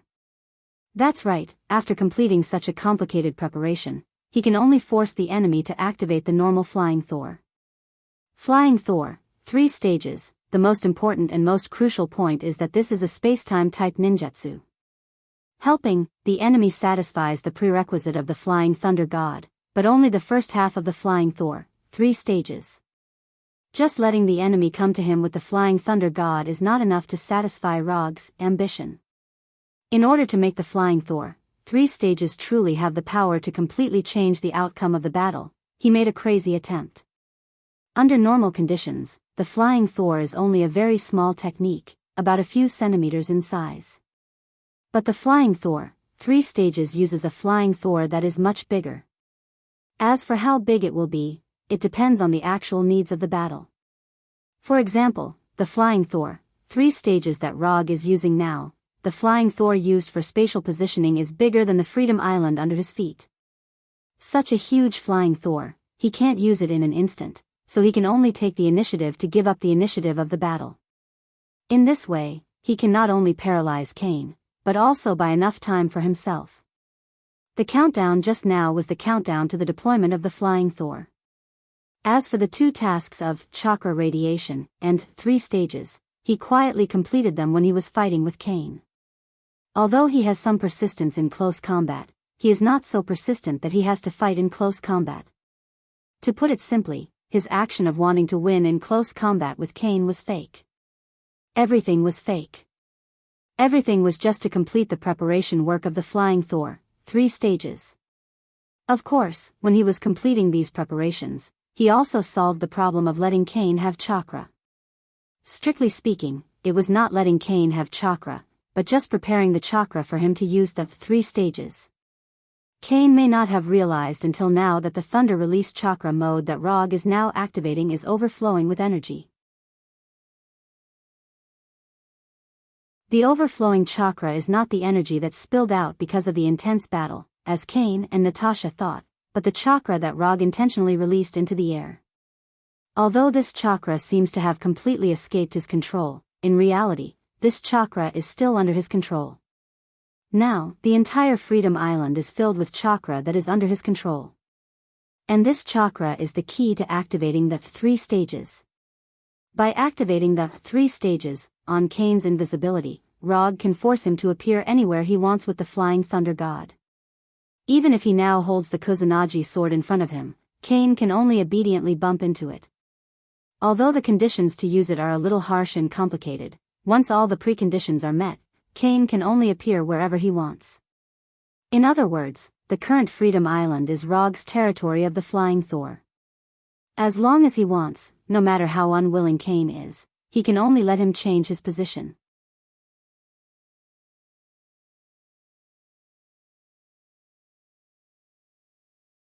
Chapter 623. What on earth have you done? Cain's face was gloomy as he spoke to Rog in a cold tone. Why won't you accept reality? I'll say it for the last time, you've lost. Rog ignored Cain's anger and said with a calm expression on his face. Unless Cain could change his body right under his nose, he would not have any hope of winning this battle. Cain wanted to continue speaking, but after thinking about the completely incomprehensible space transfer just now, he finally shut his mouth. Although he did not know what Rog had done, he had to admit that he had fallen into an absolute disadvantage. Alright, we've been fighting for so long, it's time to end it. After saying that, Rog summoned the Kusanagi sword and waved it around. The moment he summoned the Kusanagi sword, Cain was fully alert and even prepared to release magic at any time. But it turned out that regardless of whether he was prepared or not, he could not change his ending. In just a moment, he once again flashed in front of Rog and let his heart collide with the tip of the Kusanagi sword. Pfft!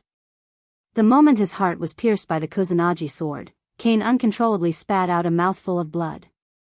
This blood, which contained a strong power of blood, splashed in front of Rog, but was blocked by the chakra coat that came with the Raitun chakra mode, and did not stain Rog's body at all. For an ordinary creature, having his heart pierced in an instant was definitely a fatal blow. But to Cain, having his heart pierced through was more of an insult than anything else. With his physique, even if his head was chopped off, it would not be a big deal at all, let alone having his heart pierced. Unless his origin was directly damaged by the divine power, all physical injuries were nothing to him. The injury to his heart was not fatal, but this sword left an extremely deep psychological injury to Cain. After turning from a human into a vampire, this was the first time he had encountered an attack that he could not understand at all and could not block. This kind of psychological blow was even more serious than when he was besieged by heaven. This is impossible. This is absolutely impossible. Cain, the ancestor of the vampires, began to break down. Although Rog did not know what Cain was thinking, he did not care about it and once again launched the flying Thor third Dan. Cain, who had his heart pierced by the Kusanagi sword, disappeared instantly. In the next second, Cain, who had already broken down, crashed into Grand Duke William like a meteor, and the two rolled more than 10 meters out of control. After sending Grand Duke William flying, Cain did not even have the time to get up before his figure disappeared once again. At the same time, Roger, who was dozens of meters away, raised his right hand and swung his Kusanagi sword. The moment he swung his Kusanagi sword, there was nothing in front of him. The moment the Kusanagi sword fell, Cain appeared in front of it. The sharp Kusanagi sword sliced through Cain's right hand without any hesitation, cutting it off completely. But for Cain, all this was far from over. Before his right hand, which was cut off by the Kusanagi sword, fell to the ground, he flashed to the barrier of the blood cage and used his body to feel the power of the blood cage. He did not try to defend himself when he hit the blood cage. It was as if he was completely desperate and let himself hit the blood cage. He had just tried it, and this passive flash on his body was not just a means of space transfer. At the moment when he was forced to move, the power of blood in his body would be seriously disturbed, cutting off the possibility of him using the power of blood to cast magic. As for using the power of blood to repair his injured body, he did not even think about it. No matter how much he recovered, he would not be able to get rid of this strange, flash state. Recovering his body would only make Logue more happy with his attacks. He lost, he really lost. Although he did not know how he lost, he could only helplessly accept the reality now. Not long after he hit the blood cage, he flashed again and disappeared. Just like the previous few times, he was forced to flash in front of Rog again. Just as Cain resigned himself to fate and waited for Rog to attack him, Rog abnormally stopped attacking. I think we can talk about the problem of your left hand now. He was definitely going to win, but Rog had no intention of killing Cain. Strictly speaking, there was no unresolvable hatred between him and Cain. Apart from the fact that he led the werewolves to kill some vampires and took away the 12 sacred artifacts of the blood breeds, he and the blood breeds were completely separate. As for the harm that the blood breeds had caused to the American people during this period of time, it had nothing to do with him. I am not an American, and I have no feelings or obligations to this country. More importantly, he was a merciful ninja. Killing was just a means to achieve his goal, and it was not where his pleasure lay. If you want it, just take it. After glancing at Rog, Cain decisively raised his left hand and motioned for Rog to cut it off and take it away. There's no hurry. I want to know. It is said that the sacred artifact, Corpse Hand, hides the secret of the world. I want to know what this secret is. A look of curiosity appeared on Rog's face. After obtaining the 12 sacred artifacts of the blood breeds, he tested the power of these 12 collectibles. All in all, although some of the 12 saint artifacts were exaggerated, most of them were in line with the truth. For example, the sacred artifact, Blood Key, which was said to be able to open the door to hell, could indeed open a dimensional portal to hell. As he did not have a good relationship with the Lord of Hell, Mephisto, he did not really go through the portal. He only sent a shadow clone to take a look. As it turned out, on the other side of the dimensional portal, it was indeed hell that he had been to twice before. As for the sacred artifact, Illusion Mirror, which was said to be able to see the past of the blood owner, and the sacred artifact, Punishment Axe, which could increase the strength of the axe wielder by dozens of times, the effects were seriously exaggerated. Although the introduction of these 12 sacred artifacts was mixed, it still did not stop him from being curious about the sacred artifact, Corpse Hand. Or rather, he was curious about the so-called secret of the world in Corpse Hand. You really want to know? After hearing Rog's question, Cain suddenly revealed a strange smile and said in a terrifying tone. Of course. Rog gave a definite answer. Since you want to know, I'll tell you. But if you die because of this secret, I won't be responsible. You're tuning into the Carefree Valley YouTube channel. Don't forget to subscribe and join us on this journey to catch the most captivating stories.